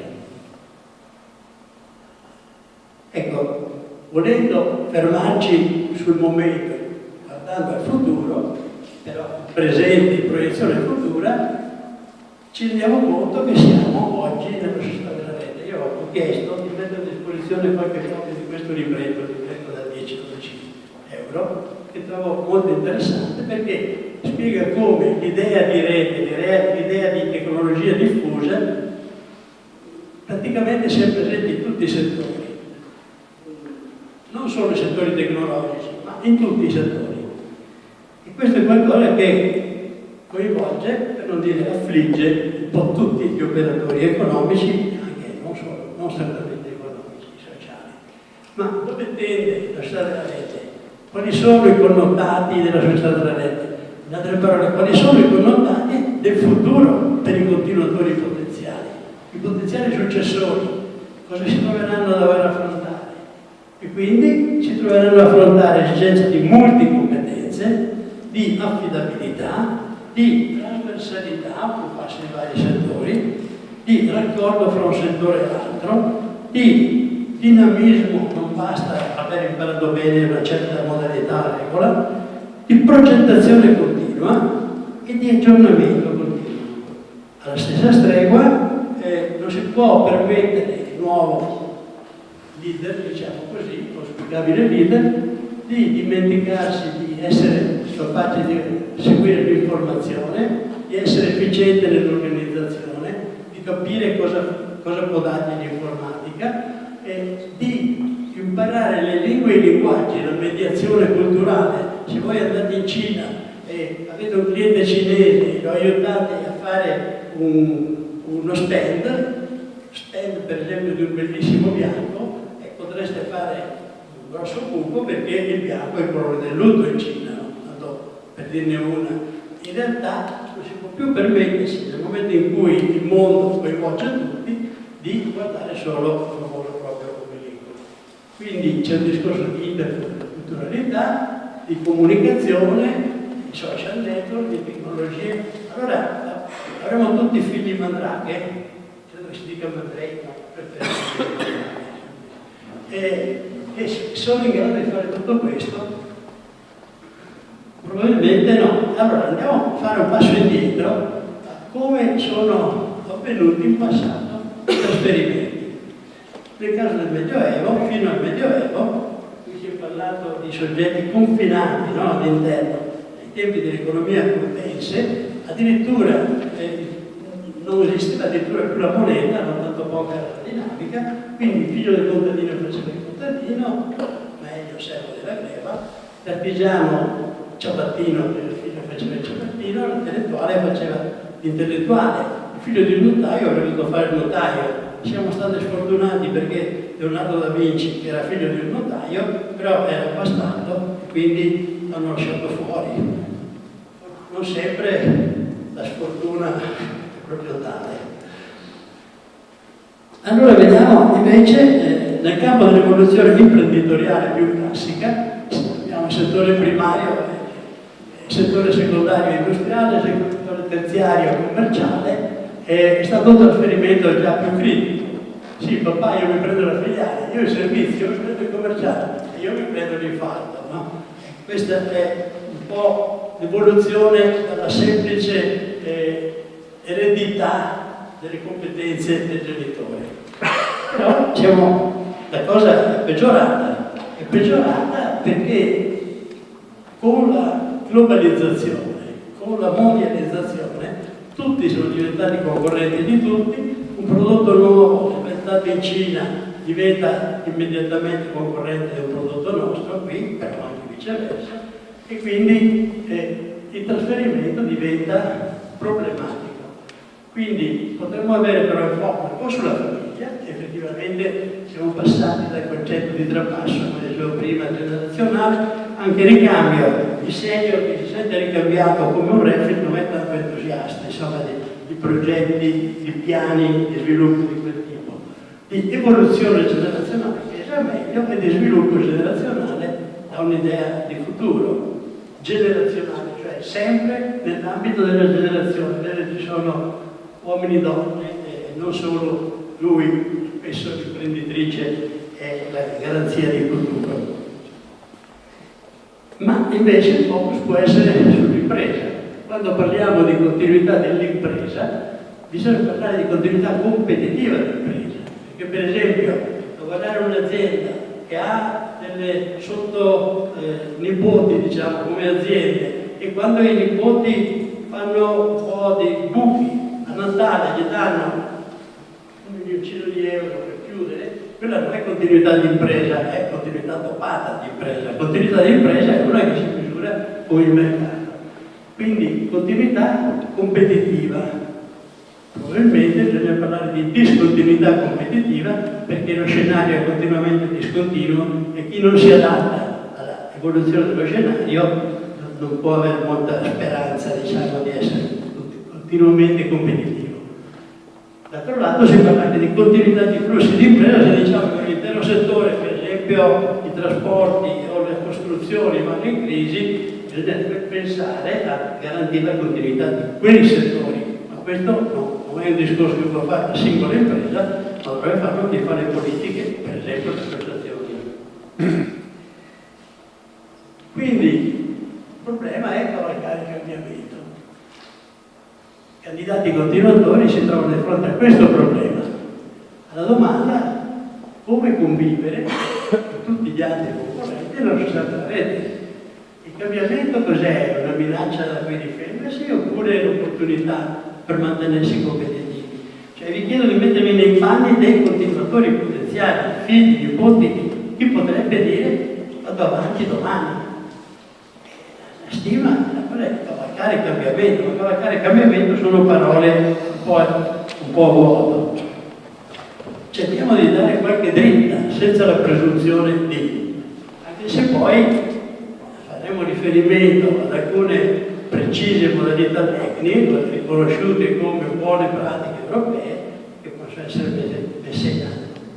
Quindi i singoli studi dovrebbero sapersi mantenere non solo tecnicamente bravi, ma affidabili e competitivi nei tempi, nelle modalità. È importante che si prenda la consapevolezza di cos'è il passaggio. È il passaggio generazionale, quindi in casa, in famiglia, oppure bisogna avere il coraggio di dare un taglio e parlare di trasmissione di impresa. Perché se no facciamo familismo, non family business, ma familismo, a tutti i costi i parenti, e però i parenti non è detto che risolvano la cosa. Però non è neanche detto che devono essere buttati fuori. L'importante è che siano garantiti certi pilastri. Il primo è la leadership. I nuovi continuatori, per diventare super esperti di codici, dovranno cercare di capire come essere vedente per il futuro, quali sono gli spazi che si aprono al futuro, muoversi, camminare, girare, interloquire. E quindi questo implica una nuova enfasi sull'imprenditorialità, su essere coloro che avviano vie nuove. Dall'altro lato però non hanno tanto a che fare con le macchine, meno che mai, hanno a che fare con altre persone, con collaboratori, colleghi, colleghe. E quindi, ok, la specializzazione tecnica, ma la spinta deve essere sempre più rivolta alla gestione delle relazioni. La fase umana, i valori prendono sempre più importanza. Dall'altro lato, se un, virgolette, titolare di quote di proprietà vuole mantenere un ruolo, dovrà orientarsi a essere un coordinatore, un manager, che sa pilotare gli altri. Gli 80 avvocati di cui parlava il dottor Paloccia, certamente non si muovono ognuno per conto suo, insomma, come i polli di Einstein. E quindi queste sono delle dritte, diciamo, abbastanza semplici, nel senso, ma non facili da applicare, l'autorevolezza della guida e di coordinamento. Per mettere in atto i passaggi, noi faremo riferimento a dei fattori cruciali che sono riportati in una buona pratica europea riconosciuta come tale. Sulla base di oltre 1200 casi sono stati messi a fuoco un certo numero di fattori cruciali, che non sono certamente quelli classici formali o fiscali, ma tipo lo spazio possibile di mercato, le relazioni fra le persone, l'aggiornamento all'innovazione tecnologica, la formula imprenditoriale. Per esempio c'è un capo e tutti sotto lo chiamano pescacarne, no? Modello di organigramma pescacarne. Oppure c'è un modello di coinvolgimento manageriale graduale. E quindi questo è un modello diverso. D'altro lato, fra questi fattori uno viene considerato particolarmente importante, critico, vincente o perdente. Quello che i danesi hanno studiato in particolare è il cosiddetto asset knowledge, patrimonio tacito, patrimonio silenzioso, quelle cose per cui il senior, il fondatore, passatemi il termine, rompe tanto, ha tanto rotto, ma nel momento in cui viene a mancare crolla tutto. Cioè ci sono quei fattori intangibili che dovrebbero essere messi a fuoco, messi a dimora, direi, come semi nuovi, in modo consapevole. Una delle cose che stiamo studiando, già abbiamo cominciato il primo test, diciamo, con uno studio in cui si è visto che si sta ragionando di mettiamo a fuoco quali sono stati gli atu, le chance che hanno avuto i fondatori per poter dire guardate, queste cose qui sono dei valori nostri e dobbiamo conservarli. E quindi analizzare, l'abbiamo chiamato il dono che hanno avuto i senior, di solito non è una cosa costruita, è proprio un dono che hanno, che li rende affidabili. E questo non in astratto, ma basandosi su casi continui, su discussioni di casi, di confronti, tenendo presente che non abbiamo mai la verità. Che si parlava prima, mi veniva in mente la poesia dello spagnolo Antonio Machado, che dice il camminante non hai cammino, il cammino si ha ad andare, il camminante non c'è sentiero, il sentiero si fa camminando. Questo non abbiamo le ricette pronte in automatico. D'altro lato, non solo mi piace dare una provocazione, ma dichiaro che nel progetto abbiamo ragionato in modo da spingere anche in questa direzione, come passare da un ruolo referenziale, magari chiuso all'interno dello studio, all'interno di un insieme di studi, a un ruolo che sia più aperto e che sia più facilmente compatibile con le criticità, le difficoltà, le sfide che stanno venendo avanti. E quindi, sì, diciamo da gruppo a farfalla, nell'ambito della società della rete abbiamo un'accelerazione frenetica di innovazioni, ricerche, di sviluppi tecnologici. Abbiamo alla base un'enormità di soggetti potenziali fruitori di queste innovazioni che però non le stanno utilizzando. È come se gli dessimo da Treccani e questi la tenessero su per tenere su una gamba del tavolo, insomma. Cioè c'è uno spazio, nell'ambito di quello spazio rarefatto, per essere dei decodificatori, dare delle dritte, acquisire autorevolezza. Quindi qui ho approfittato per inserire Federico Faggin, l'ho sentito l'altro giorno poco lontano da qui, che è interprete del futuro, ma su basi estremamente pratiche, estremamente concrete. Ma d'altro lato, come autointerpretarsi, come autoqualificarsi, una domanda provocatoria che lanciamo, e cioè, parlando di questi nuovi assetti, i nuclei di aggregazione, giusto che siano ancora studi, oppure si può cominciare a ragionare in termini di poli, dove il polo è multiplo, si lancia reattivo, si lancia verso l'esterno. È giusto parlare, parlavamo con il Presidente Gaetano Stella, di fiduciarietà ancora per quanto riguarda l'affidabilità, oppure dobbiamo pensare di affidabilità reputazionale, cioè la reputazione è qualcosa che si costruisce nel tempo, un processo, dovrebbe essere qualcosa che viene trasferito ai collaboratori, che non devono essere con paraocchi. E infine, facendo questo tipo di salto nel ruolo di tipo di decodifica, si va forse a costituire delle infrastrutture socioculturali del futuro, perché per questo ci sarebbe mercato, ci sarebbe spazio. Allora non penso che tutti debbano conoscere questo, però potrebbe essere un ruolo provocatoriamente lanciato ai leader politici, diciamo pure, di chiedersi se per caso non ci sia spazio rispetto a una situazione piuttosto chiusa e autoreferenziale di oggi, analogo a quello che ci fu ai tempi dell'economia curtense, chiusa nelle torri, chiusa nelle mansioni classiche, dove arrivarono per via fluviali gli innovatori, dinamizzatori, che costituirono i borghi intorno a queste torri arroccate, città arroccate, e costituirono la cosiddetta borghesia in alleanza con le elite interne alle corti. La borghesia diede un lancio, essendo progettuale, essendo aperta anche a sociale, le famose gilde, diedero luogo a una nuova vitalità a tutto il tessuto.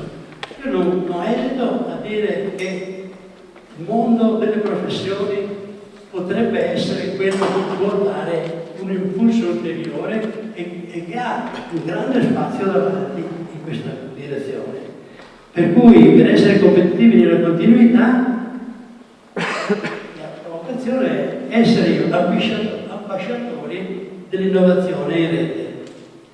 Io con questo vorrei concludere, però in modo un po' particolare, invece che mettere il solito the end, scrivo the start.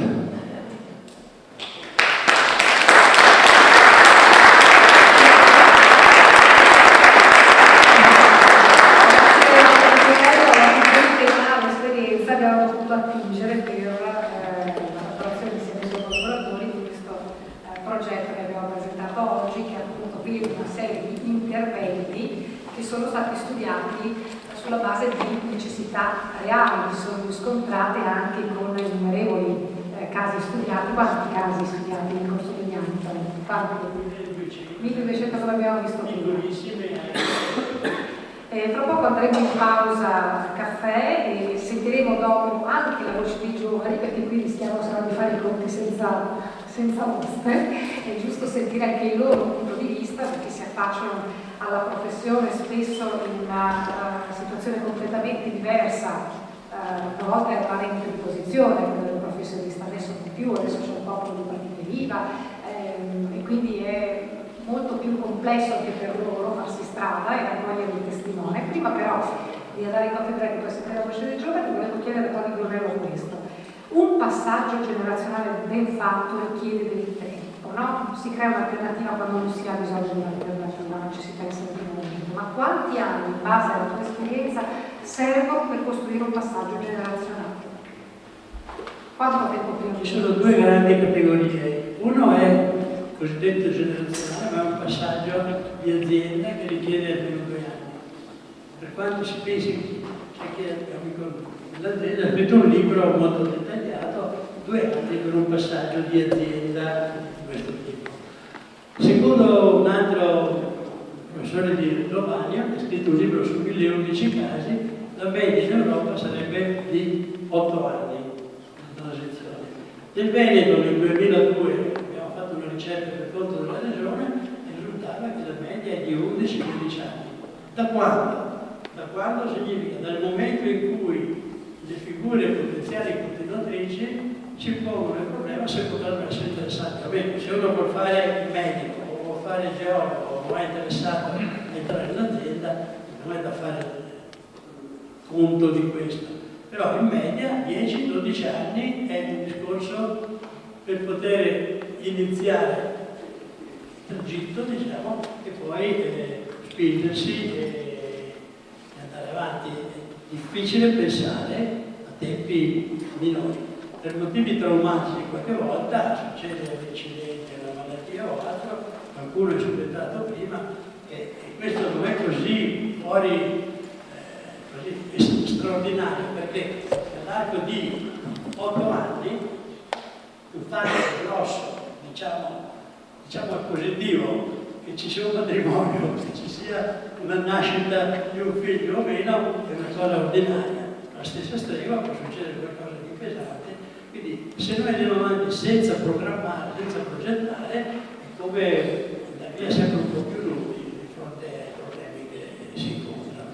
Quindi non è mai troppo presto per cominciare a pensare al passaggio generazionale, perché anche se ci sono tante incongruenze, e voi, tutti i commercialisti lo sapete, il tempo per la formazione è sempre molto poco, però prego. Voglio aggiungere l'ultima cosa. Proprio dal Ministero sviluppo economico stiamo tentando una strada un po' particolare, e cioè di vedere di riuscire a fare inserire al tempo della dichiarazione annuale una possibilità di riflessione in modo da creare una specie di moral suasion nei confronti degli imprenditori, in modo che si rendano conto a che punto stanno su questo profilo. Naturalmente è un percorso ardito, vorrei dire quasi un volo pindare, ma se su questo il sistema professionale lo capisse, si inserisse, penso che questo potrebbe dare alcuni vantaggi fondamentali. Il primo, di avere a livello europeo, perché questo avrebbe già una certa ricettività a livello europeo, delle fonti omogenee. Uno dei problemi che c'è a livello europeo, ogni volta si fa un gruppo di esperti, viene fatto un questionario, una domanda: quanti passaggi internazionali avete? Allora, uno parte dal momento in cui è subentrato il figlio, uno parte dal momento in cui il figlio sta per subentrare, uno parte dal momento in cui... Cioè, ognuno dei vari paesi europei ha una sua logica.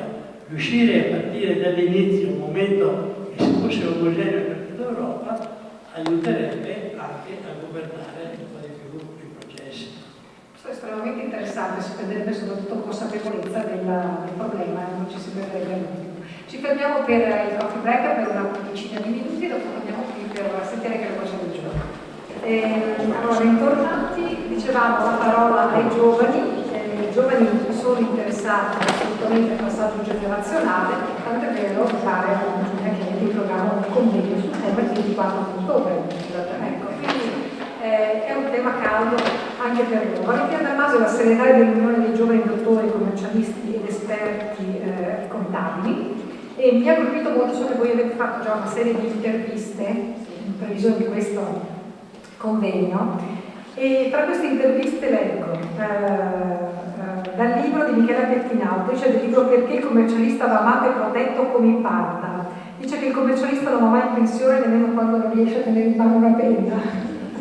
C'è questo ostacolo sostanzialmente al passaggio generazionale, il fatto che non faticano a sganciarsi dalla professione sostanzialmente. Penso che però ha a che fare un po' con tutte le professioni, no? O i commercialisti sono una categoria speciale? No, secondo me riguarda un po' tutte le professioni che tutte le attività economiche, soprattutto quando c'è passione per il lavoro che si fa.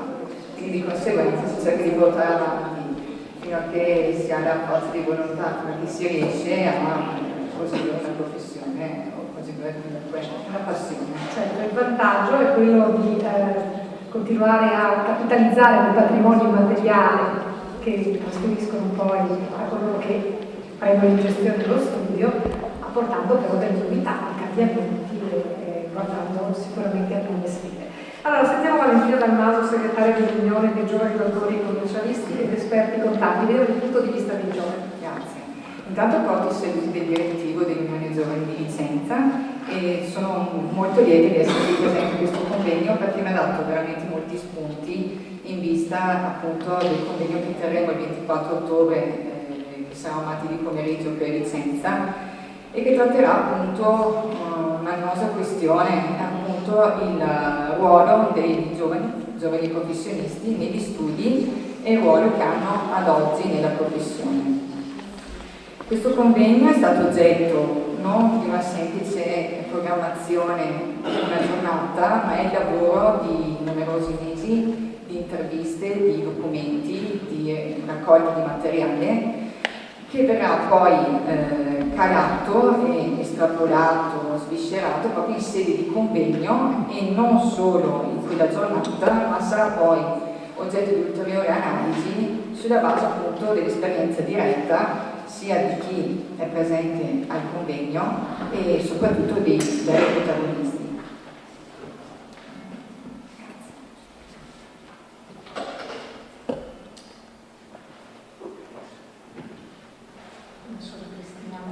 Praticamente quello che abbiamo noi cercato di fare non è una cosa nuova rispetto ad altri argomenti, ma è semplicemente un riprendere in mano e approfondire una problematica che esiste e cercare di fare una fotografia della situazione ad oggi per comunque creare delle soluzioni, delle opportunità, delle idee.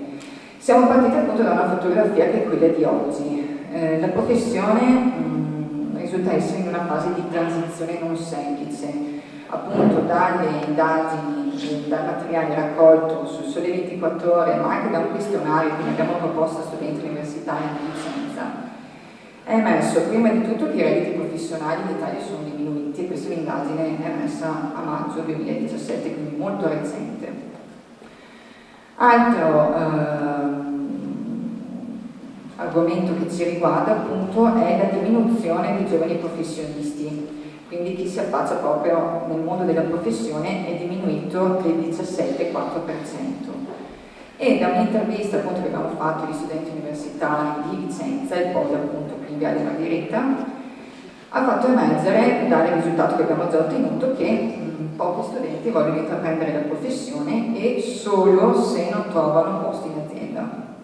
Quindi questo ci ha fatto molto riflettere, perché i giovani sono il nostro futuro e quindi se non c'è una propensione per quella che può essere la passione, la forza di volontà, bisogna comunque cercare di agire per sviluppare qualcosa di diverso rispetto a quella situazione attuale. Quello che non va ad aiutare noi giovani sono i continui adempimenti che ci sobbarcano, che non danno stimolo, non danno possibilità di specializzazione e di sviluppo professionale per professionisti giovani, ma anche non giovani, junior e senior, quindi che andiamo a considerare. E questo è una problematica non indifferente che soprattutto noi giovani vediamo e dobbiamo solo che affrontare. Allora, la nostra indagine, in maniera abbastanza anche ristretta a queste slide, l'abbiamo sviscerata in alcune riflessioni. La prima riflessione che noi andremo a fare, andremo a fornire i risultati che abbiamo posto con delle interviste, appunto come dicevo, è se bisogna parlare in ottica di clienti di studio o clienti del professionista.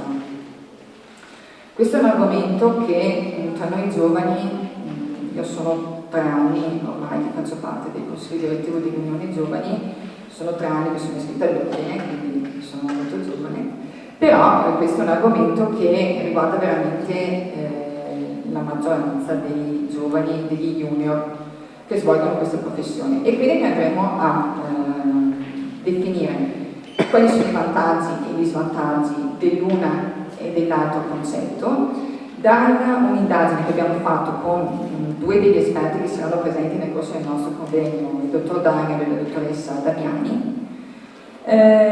Gli stessi ci hanno espresso il loro punto di vista, dove si deve parlare di clienti di studio. Clienti di studio perché?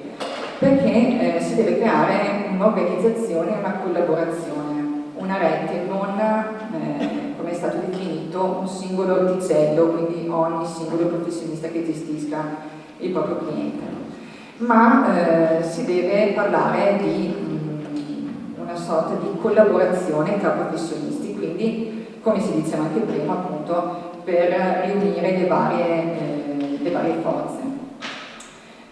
Cosa comporta questo dal punto di vista del giovane?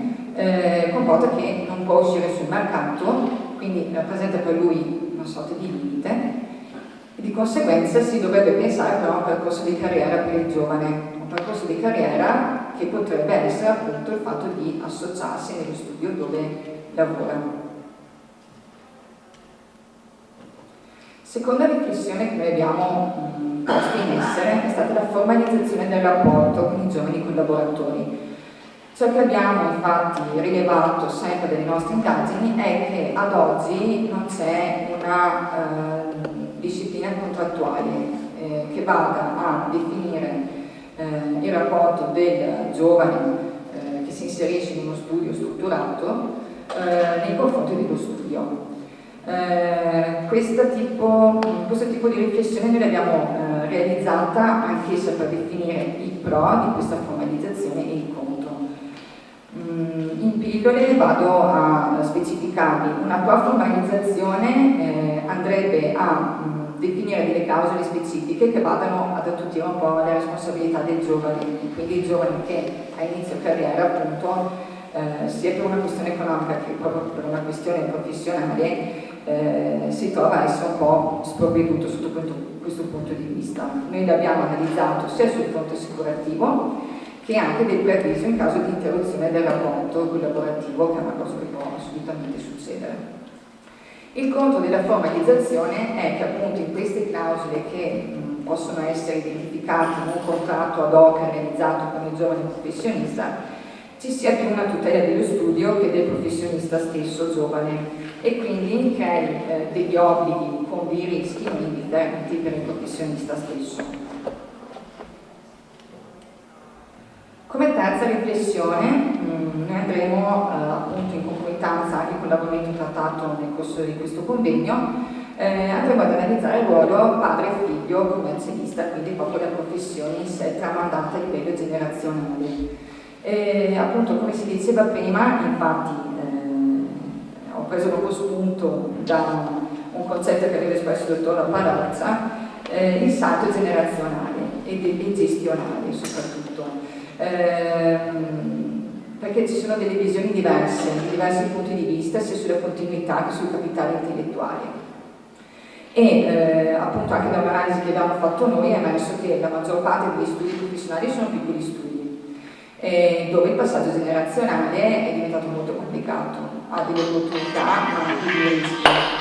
Delle opportunità sono per il giovane figlio che lavora nello studio del padre o della madre comunque, il fatto di disporre di una clientela già avviata e che non è indifferente al giorno d'oggi, e soprattutto disporre di competenze professionali e proprio specifiche per lo studio. Come si sa, ogni studio ha una gestione,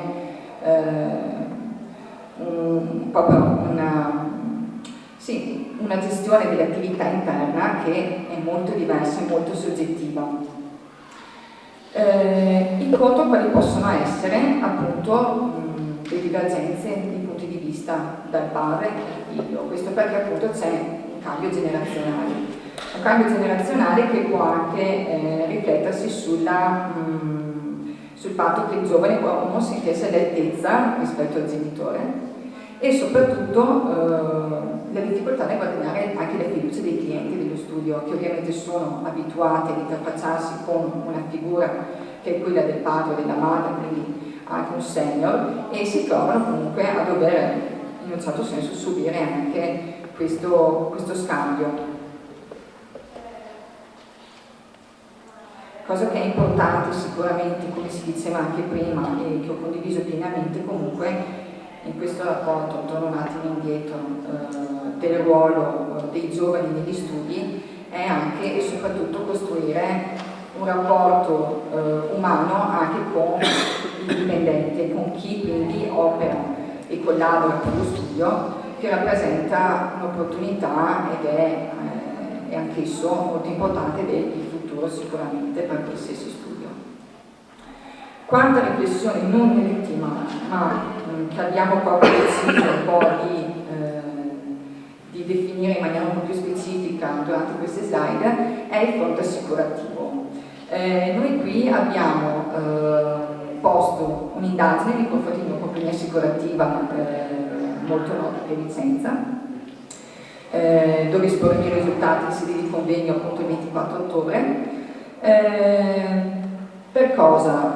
Per definire una riflessione su quello che è il contratto studio-assicurazione. Se sia il caso di integrare o meno il contratto che lo studio realizza con la compagnia assicurativa.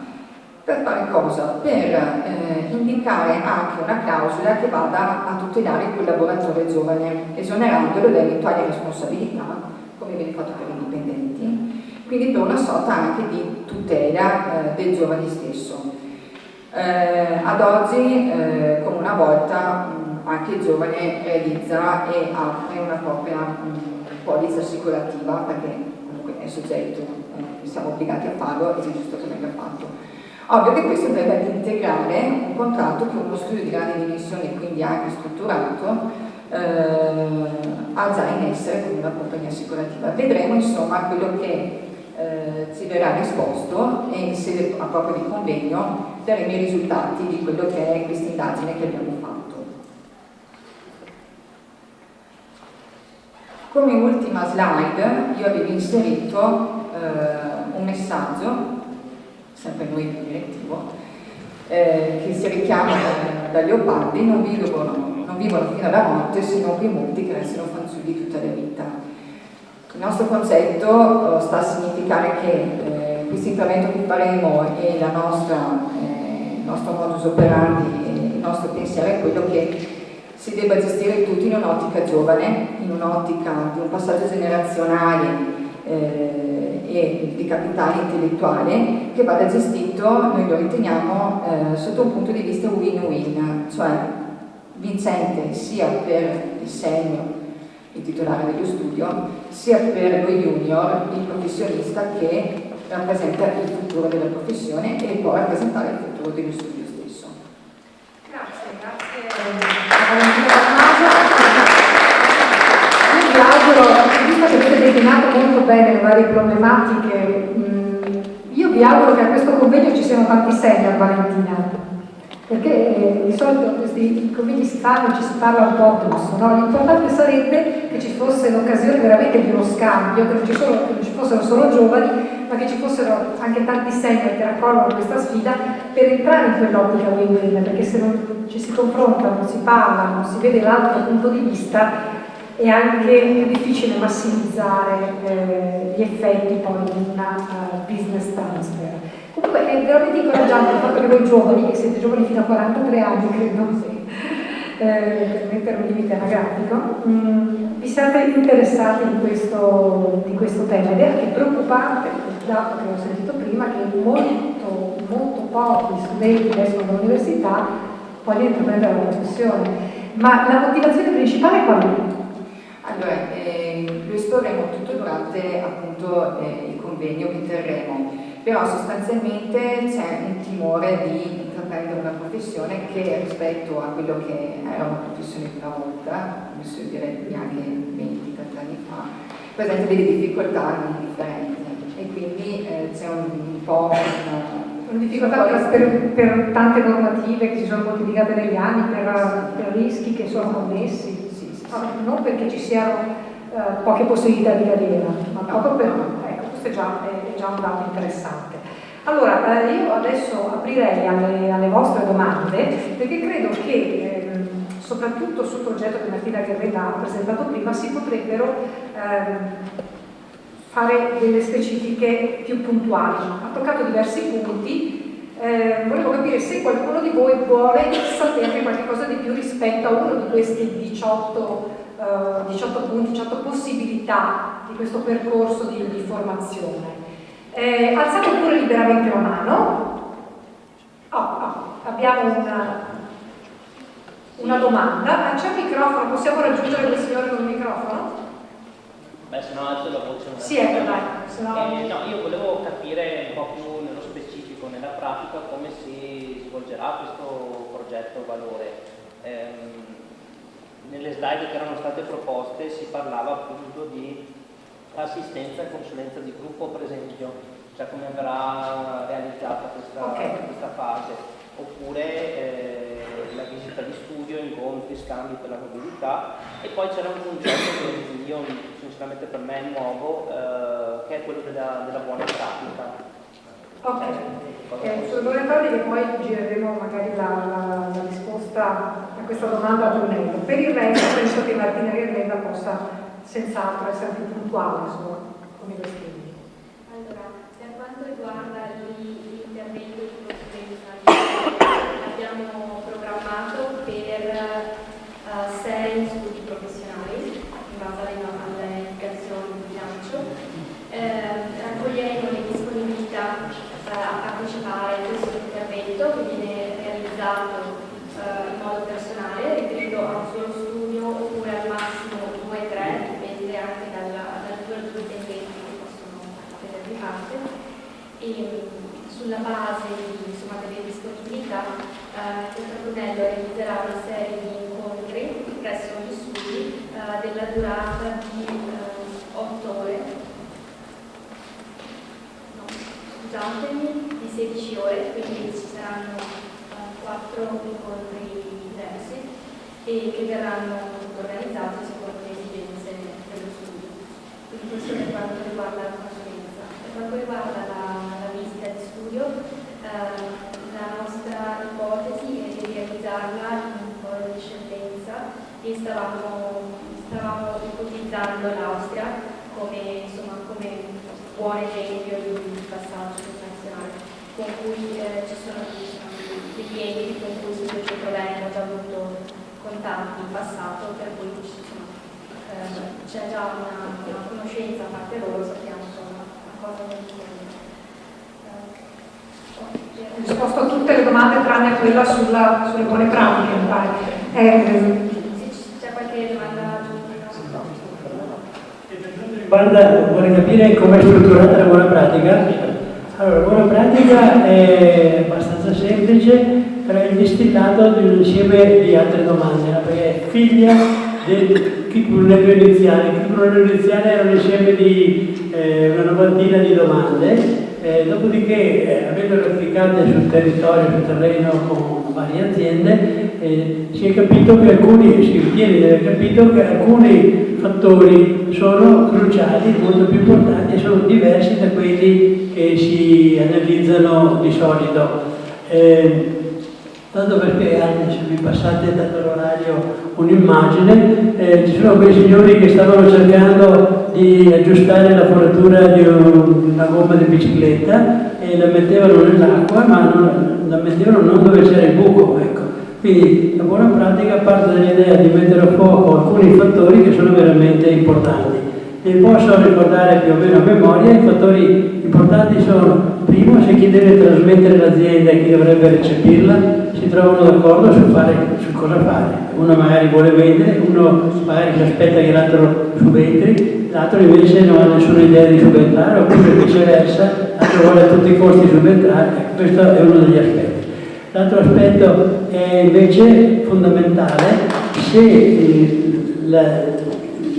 quel soggetto economico abbia una prospettiva di continuità nel mercato, cioè di domanda di mercato, perché un'impresa sopravvive se il mercato riconosce, è disposto a riconoscere, a remunerare la qualità del servizio che gli dà. Ecco. Il terzo è la relazione fra le persone chiave, cioè queste persone vanno d'accordo o no, se non vanno d'accordo c'è il rischio, passate di squartare il cavallo, uno tira la zampa, uno tira l'altra, e questo vuol dire che nel momento in cui passa di mano l'azienda si squarta, come l'impero di Carlo Magno, per capire, no? L'altra è invece se c'è o no un potenziale leader umano di seguito, cioè una persona a cui gli altri riconoscono di essere leader. Questo potrebbe essere membro della famiglia, uomo o donna, anche non membro della famiglia, in quel caso può essere anche una coppia, per esempio un consiglio di amministrazione, anche 3 persone, mi è capitato un paio di volte, e 3 persone che litigavano alla grande, però alla fine davano le dritte. No?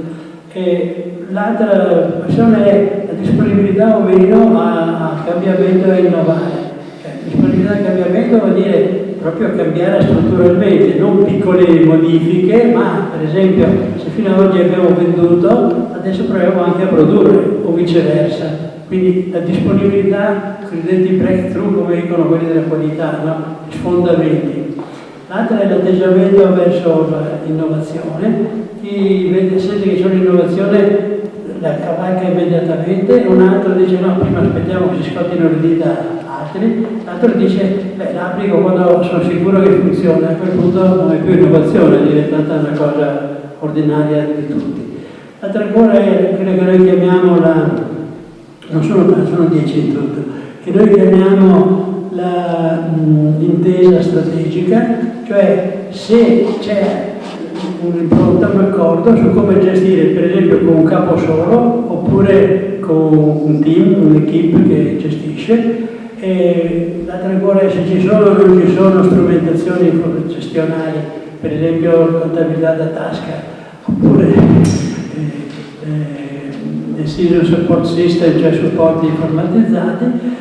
Poi, fattore importante anche questo, quelle che noi chiamiamo le tecnicalità di trasmissione, che sono quelle classiche a cui ci rivolge di solito, fiscali, legali, societarie. Queste sono diffuse, alcune raffinatissime, però rischiano di fare cilecca quando c'è un dissidio fra gli altri, quindi tutto viene a trovare anche il più bel modello. Se 2 stanno litigando alla grande con la pancia, da cosa cade. E quello che citavo alla fine è la cosiddetta continuità del patrimonio silenzioso, cioè capire di cosa era costituito questo patrimonio. Queste domande vengono proposte con 3 opportunità,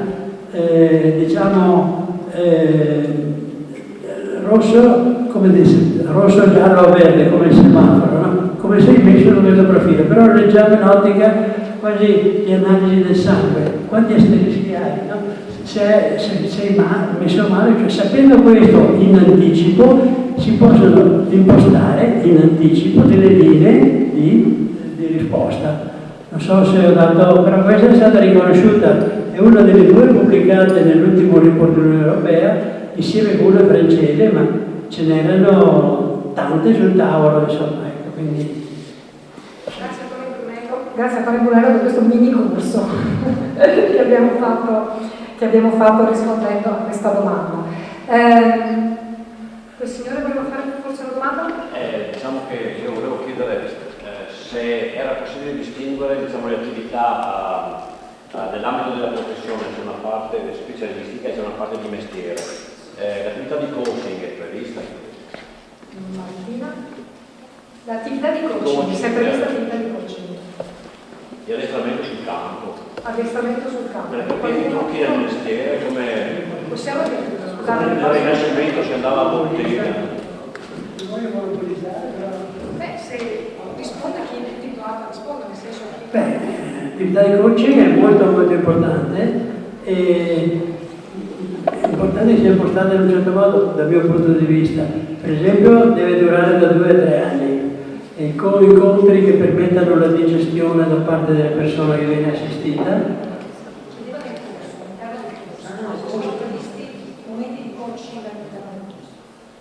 Sì, sono previsti dei coaching individuali, sì, dei contatti individuali, assistendo le persone. Cioè, l'impronta del corso non è raccontiamo accademicamente le cose, ma cerchiamo di capire i problemi che hanno i singoli e diamo risposte mirate. Non abbiamo il pacchetto con la verità in tasca, ecco, questo progetto.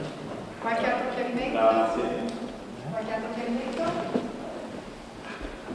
Allora, invece io volevo chiedere a Natali questo. Lui, essendo parte in causa, essendo all'interno di procedimenti di capofila appunto di questo progetto, non potrà mandare nessuno dei suoi a fare questo corso, ecco, quindi per conflitto di interessi. Ma, visto che lei ha potuto esaminare con cognizione di causa questo progetto, quali ritiene siano i momenti più interessanti, quelli che se potesse il corso di formazione lo farebbe fare ai dipendenti, ai suoi collaboratori? Premesso che sono tutti una conseguenza uno dell'altro, quindi già dall'analisi dello studio, già dalla presa di coscienza, come in questo momento in cui ci mettiamo a discutere tra noi e vediamo il focus sulla necessità di capire che c'è un problema che è quello del passaggio generazionale all'interno degli strumenti. Secondo me la parte che farei fare e che mi interessava più tutte era quella relativa all'impatto del nuovo, quindi del cambiamento della comunità all'interno degli studi professionali, perché questo significa che chi subentra da un lato deve portare il nuovo perché è richiesto al mercato, dall'altro il nuovo ci arriva comunque, quindi o noi sappiamo, come dicevo prima, adeguarci al nuovo o sarà il nuovo, il mercato che cambia, che ci eliminerà. Infatti qui c'è una serie di attività, di processi di formazione interaziendale che parla di relazione di affidabilità con il cliente, il collegamento a rete, l'aggiornamento in tempo reale, la valorizzazione dei collaboratori, quindi tutta una serie di attività mirate all'analisi e alla formazione dei soggetti all'interno del studio, perché, lo dicevo con qualcuno prima che avevamo il caffè, in studio l'opposizione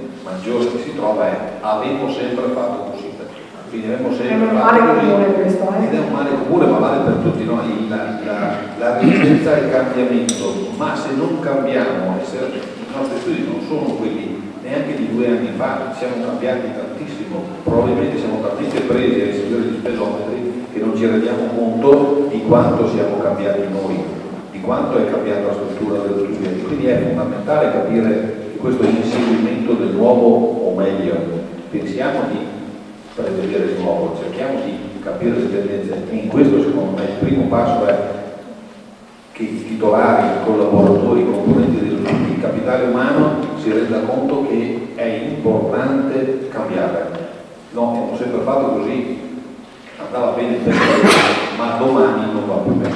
Allora, a proposito di questo, volevo chiedere a Tony, mi senti? Sì. Volevo chiedere a Tony questo. Ah, è arrivata l'assessore, è venuta da Donanzana, si accomodi pure qui.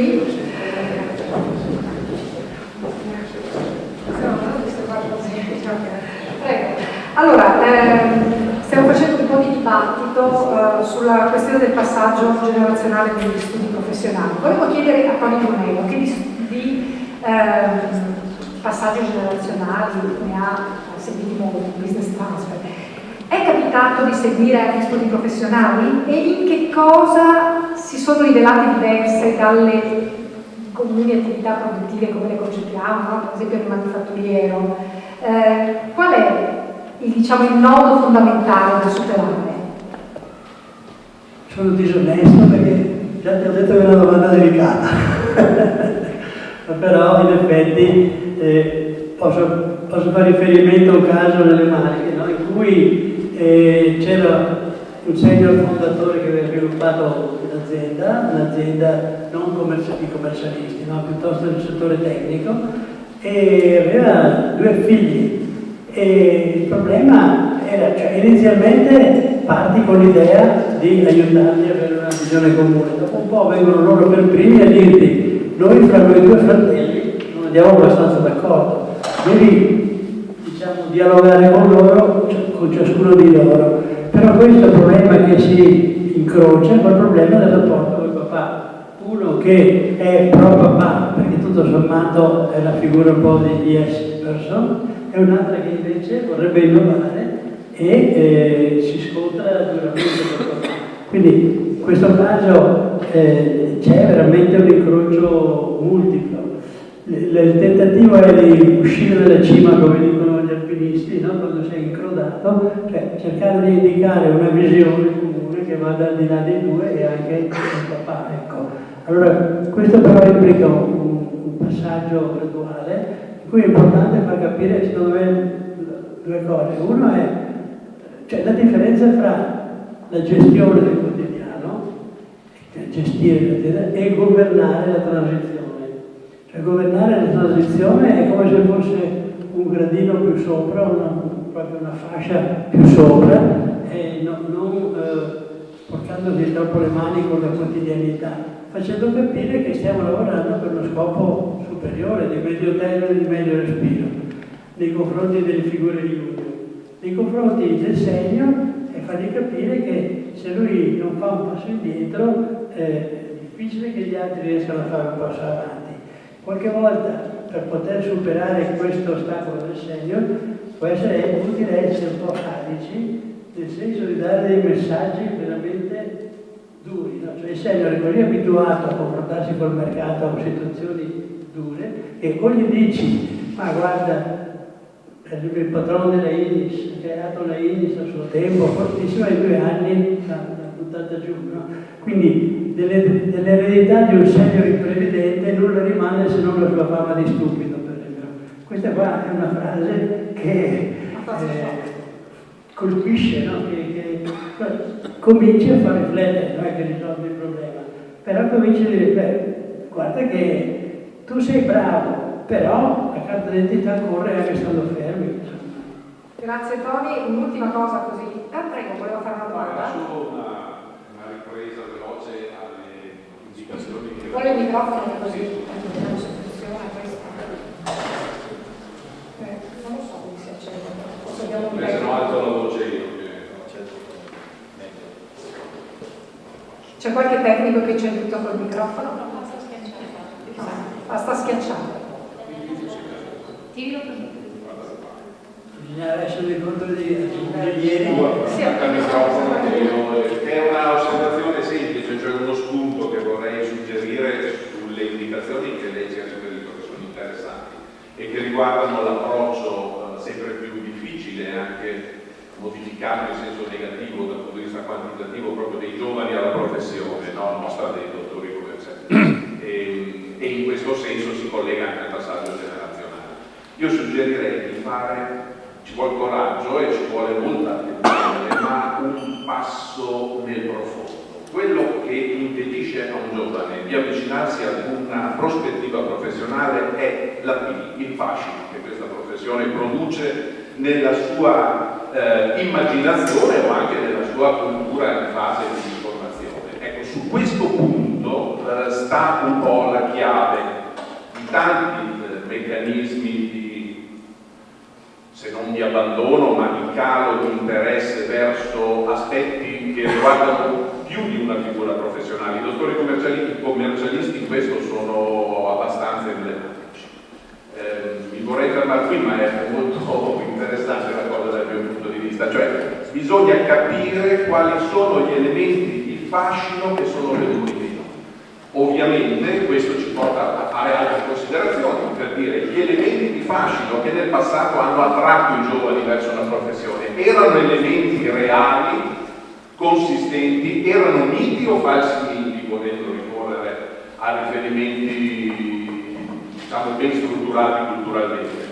Queste sono le domande alle quali siamo chiamati. Dopodiché probabilmente riusciremo a affrontare questi temi in maniera quindi lasciando tutti gli aspetti di tipo burocratico, paraburocratico che creano dei problemi, ovviamente logico che ci sono assolutamente chiari, capendo qual è la distinzione tra questi e gli aspetti profondi, gli aspetti che motivano.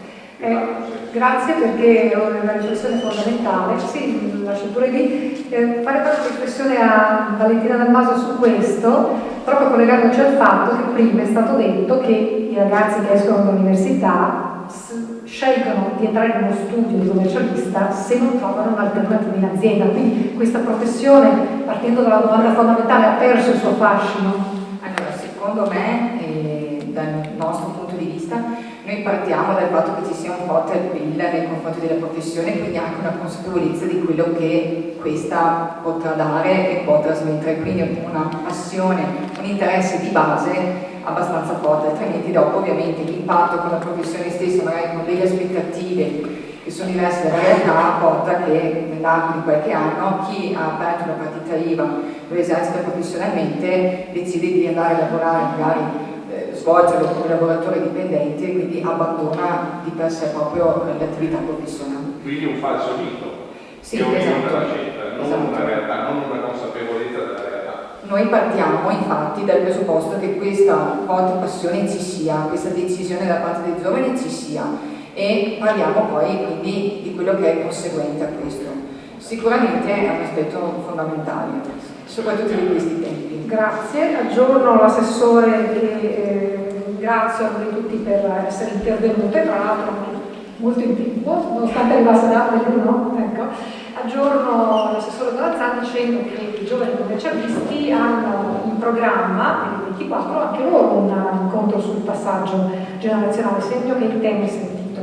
Prima è invece intervenuto, dopo l'illustrazione appunto di questo progetto, un funzionario del MISE, che è diciamo il trade union tra il governo e l'Europa, e ha detto una cosa interessante. Alla mia domanda, se un mondo che cambia, un mondo in cui anche i servizi e le prestazioni professionali sono globalizzate, se noi dobbiamo diventare sempre più grandi, in realtà ha detto no, non dobbiamo snaturarci perché questa nostra forma è quella dove ci muoviamo meglio.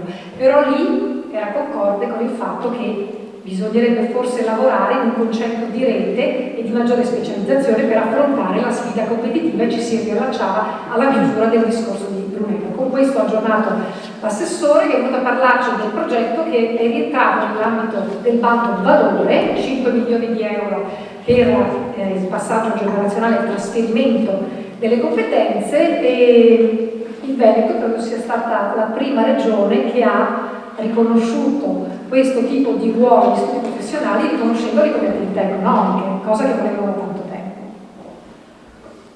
Buonasera a tutti.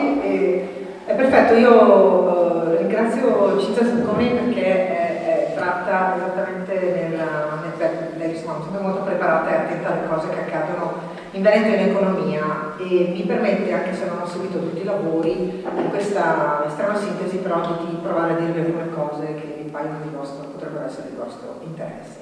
La prima è che noi abbiamo anticipato addirittura la riforma parlamentare che ha equiparato gli studi professionali, le libere professioni, al soggetto beneficiario delle risorse economiche dei fondi europei. L'abbiamo fatto, io sono assessore da 12 anni, l'abbiamo fatto praticamente nel mio primo mandato, l'abbiamo provata a interloquire con l'Unione Europea. Questa ci ha riconosciuto perché il Veneto, e avevamo raccontato esattamente la dinamica che Cinzia prima ci ha ripetuto rispetto anche alla valutazione del MISE. Il Veneto era ed è piccole e medie imprese, ricordiamoci che lì eravamo in un momento di grande trasformazione, perché quando siamo andati a ragionare di questo erano appena entrati nella più profonda e radicale trasformazione della nostra terra, almeno per la mia memoria, che è quella del 2009-2010. Noi ci trovavamo ad avere aziende che stavano in grande fibrillazione, avevano bisogno di un contesto che non fosse solo più quello legato al paradigma che c'era, impresa, occupare soggetti beneficiari, imprenditori, impresa. Noi equiparavamo allora anche gli imprenditori all'impresa, perché essendo noi in molti casi il nostro interlocutore era l'impresa che aveva un solo imprenditore ed era anche dipendente, quindi era un soggetto. Dall'altra parte c'era la distinzione tra occupati e disoccupati, il grande mondo delle libere professioni che pure sosteneva, aiutava nella trasformazione, era parte integrante che se non era interno all'azienda era un pezzo di questa trasformazione economica. Con questo ragionamento si disse sì, quindi in alcune azioni che noi avevamo già ricontestualizzato, perché con l'Unione Europea tu fai una programmazione che viene fatta, deve terminare 2 anni prima di quando viene approvata, quindi la programmazione di quel tempo era stata data molto prima di questa trasformazione. Quando tu poi, e l'Unione Europea è molto rigida in questo, quando tu poi hai definito i tuoi assi non puoi muoverti da lì, e per andare a rinegoziare devi argomentare in maniera molto approfondita. Ovviamente dal nostro canto avevamo quello che era il contesto. Senza quell'aiuto anche le risorse europee sarebbero state vanificate rispetto a sostegno della competitività, perché siamo regioni in obiettivo competitività, mentre le regioni del sud avevano altri spazi di azione. Quindi partiti da questo ragionamento siamo arrivati a vedere riconosciuto il ruolo fondamentale delle libere professioni, tutte, fatte anche sedere ai tavoli della concertazione, anche lì un altro ragionamento, un altro spazio di interlocuzione. Il tema del lavoro, quando riguarda la programmazione della regione, ha un tavolo che è definito per legge. Le riforme del mercato del lavoro hanno sempre riconosciuto questo tavolo. Il tavolo è quello della concertazione con le parti sociali. Dentro le parti sociali poi non c'eravate. C'era il sindacato, c'erano le associazioni datoriali in forma di rappresentanza per il loro numero, queste sono le regole, ma non c'erano assolutamente le libere professioni. E anche lì, prima come uditori, che è un passaggio prodromico ad essere poi riconosciuti all'interno di una concertazione vera e propria, fino ad oggi ad essere parte di quel tavolo. Che cosa fa quel tavolo? Gestisce la programmazione europea, prevede, aggiorna, dà valutazioni, esprime pareri.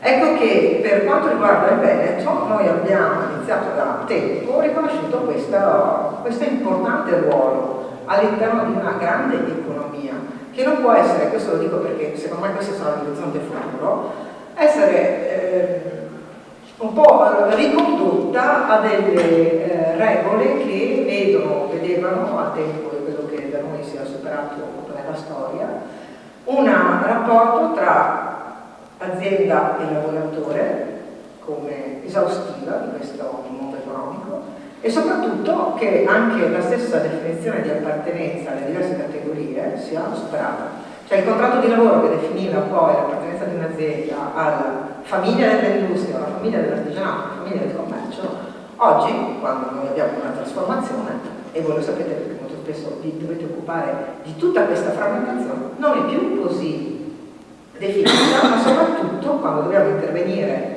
per accompagnare nella nuova competizione, non ti puoi fermare a questo, non ti puoi fermare a una contrattazione sindacale di quel genere, non ti puoi fermare ad un ragionamento che quando riguarda un settore, riguarda l'industria di quel settore, l'artigianato di quel settore, la parte di rete commerciale, le sue problematiche, le sue specializzazioni anche nell'ambito delle libere professioni. Questo è quello che sarà, a mio parere, il futuro.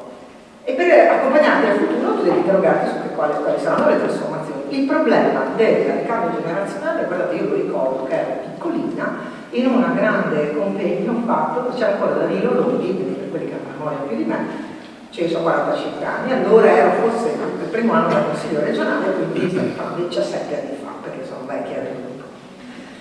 Si parlava del ricambio generazionale, il Veneto era proiettato in un mondo straordinario, non c'erano problemi di alcun genere. Oggi dobbiamo ragionare in tutt'altro modo, cioè quel problema non è quello che abbiamo oggi.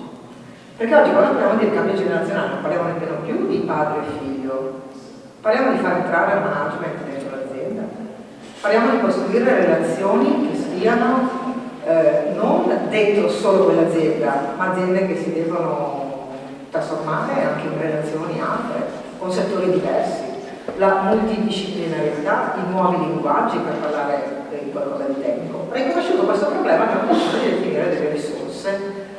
Si chiama competitività aziendale, quindi siccome il linguaggio europeo resta quello, tu devi ragionare di aziende che funzionano intanto.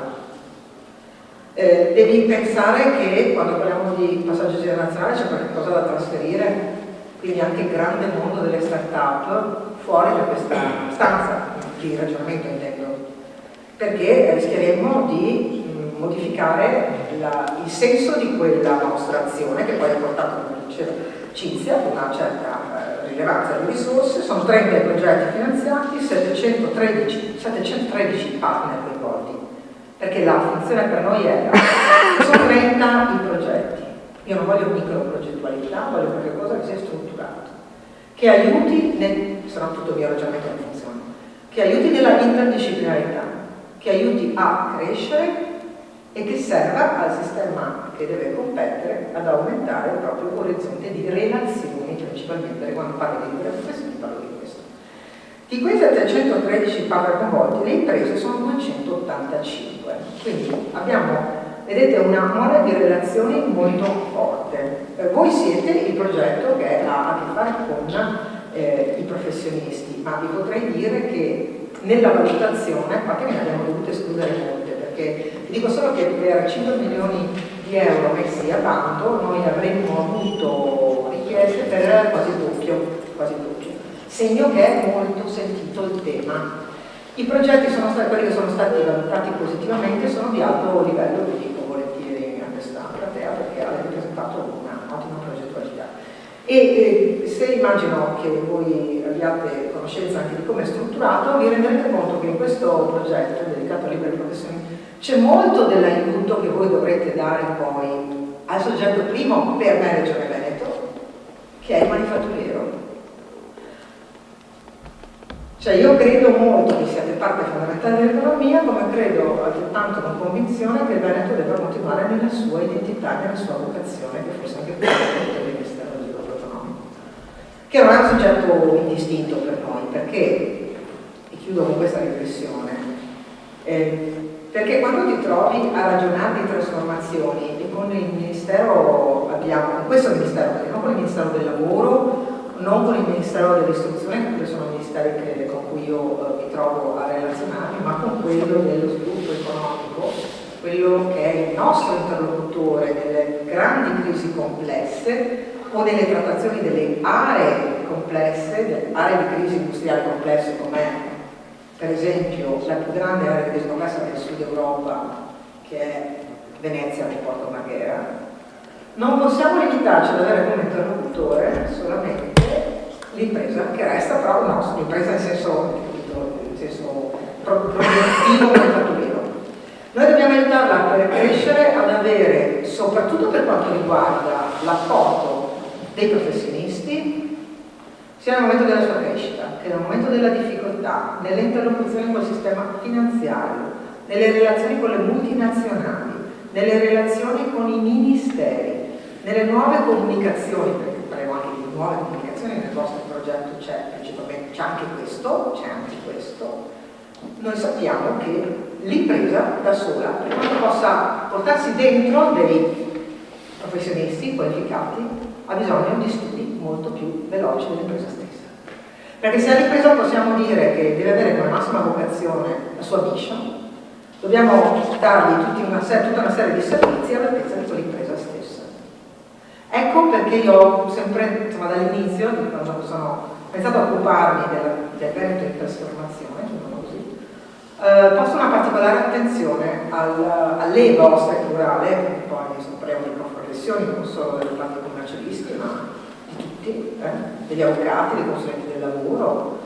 Potrei elencarvi anche una serie di professioni ibride che oggi si stanno costruendo, e mi sto interrogando con l'università di come dare già, perché il vuoto resta tra l'uscita dall'università e l'entrata nel vostro mondo o nel mondo dell'impresa stessa, di come riuscire a dare tutte quelle competenze che sono molto ibridizzate oggi. Ecco perché continueremo a finanziare nella grande asse competitività che l'Unione Europea mette sempre come massima attenzione per quanto riguarda in particolare le regioni del centro-nord Italia. Io ho voluto segnare anche, anticipando le scelte che poi il governo ha fatto successivamente, anche il tema della centralità dei professionisti. Grazie.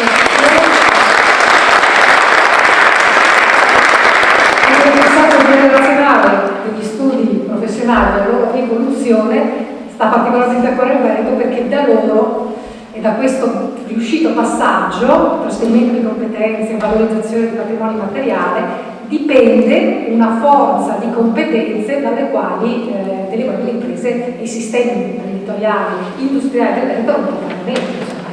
Credo che Roberto Sartori, che parla per il professor di Veneto, quindi con il professor di Veneto, trovi questo intervento dell'assessore un bell'assist, è abbastanza sfidante. Intanto buonasera a tutti, ringrazio l'assessore Mazzano, che mi stupisce sempre, ormai ci permettiamo un po', mi stupisce sempre su come riesca a entrare a piedi uniti sul tema anche venendo da altri momenti da altri.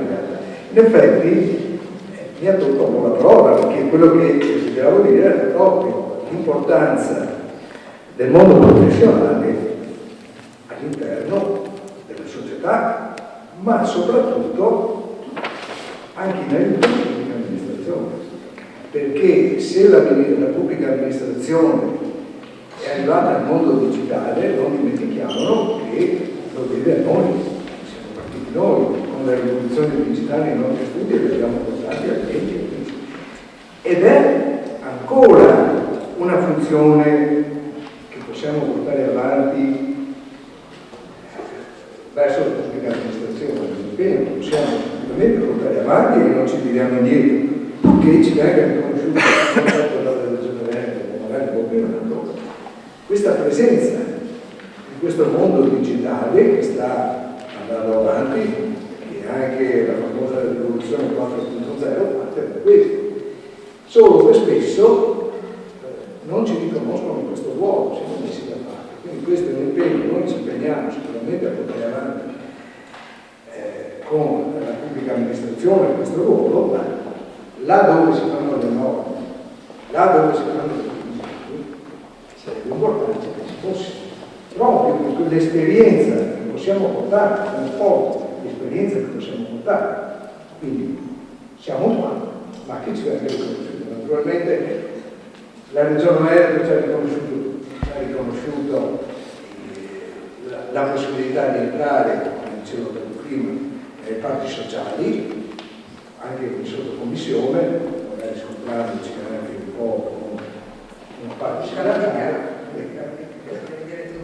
Devo dirlo tutto, va bene, ci siamo scontrati con la CPR, è evidente, perché ovviamente giustamente diceva che i tirocini sono formazione, ho fatto presente per l'esperienza che abbiamo nei nostri studi che i tirocini sono anche ingresso al mondo del lavoro, quindi mettiamo insieme queste due parti, vediamo solo una parte perché magari può interessare qualche informatore, ma diciamo che è un momento di transito.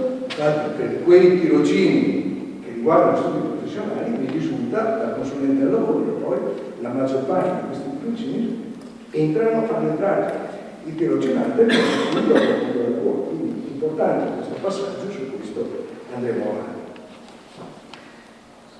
Devo trarre poi le conclusioni senza tediarvi sulla giornata odierna.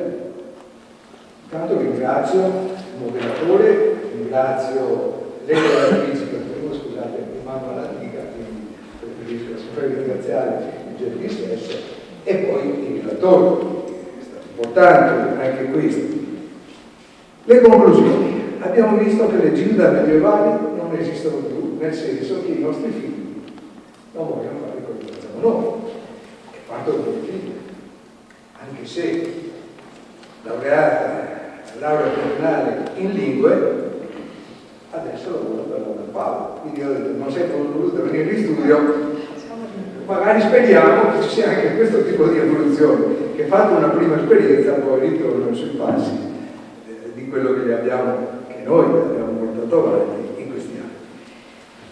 Una preoccupazione certamente ce l'ho per quanto riguarda il mondo professionale, ce l'ho perché ho i capelli bianchi e tutti quelli che hanno i capelli bianchi si stanno preoccupando della propria pensione che domani speriamo di dover scoprire. Con Gaetano Stella ci sentiamo giovani, quindi non abbiamo problemi di cedere le armi in qualche maniera. Noi siamo impegnati, Gaetano Stella in Europa, nazionale a Roma, io nel mio piccolo qui, ma mi sento ancora di poter dare molto, quindi ai giovani vorremmo trasmettere le nostre conoscenze. Qualche sera fa, mi sono detto ormai, che ci azzecca questo, dicevo all'assessore della grande esperienza che ho nel mondo subacqueo e nel mare nostro. Mi rendo conto che questa grande esperienza e conoscenze che ho non so chi trasmetterle. Quindi è importante nel passaggio generazionale trasmettere queste conoscenze che abbiamo, perché le abbiamo. Lo so, sono stato giovane anch'io e ovviamente magari mal digerivo, vecchio, tra virgolette, che volevo insegnarmi qualcosa. Lo so, è nelle dinamiche giovanili. Però abbiamo avuto un'esperienza, abbiamo vissuto un momento di trasformazione della nostra Italia e sarebbe importante che riuscissimo a trasmettere questa esperienza e nello stesso tempo rivitalizzare il mondo professionale, perché alla fine abbiamo anche necessità che qualcuno ci paghi la pensione. Quindi siamo anche un po' egoisti, però purtroppo è così, ci dobbiamo preoccupare. Ecco, io mi fermerei qui per non tediarvi, vi ringrazio che siete rimasti fino a quest'ora. Con l'assessore buona la guida, 4 volte la giornata, no, assolutamente, no, lo so, è molto impegnata. Ovviamente noi gli incontri di questo tipo ne facciamo molti, però devo dire ancora un grazie per l'attenzione che ci dedica, soprattutto anche in quei tavoli dove finalmente riusciamo a andare. Grazie a tutti e buonasera.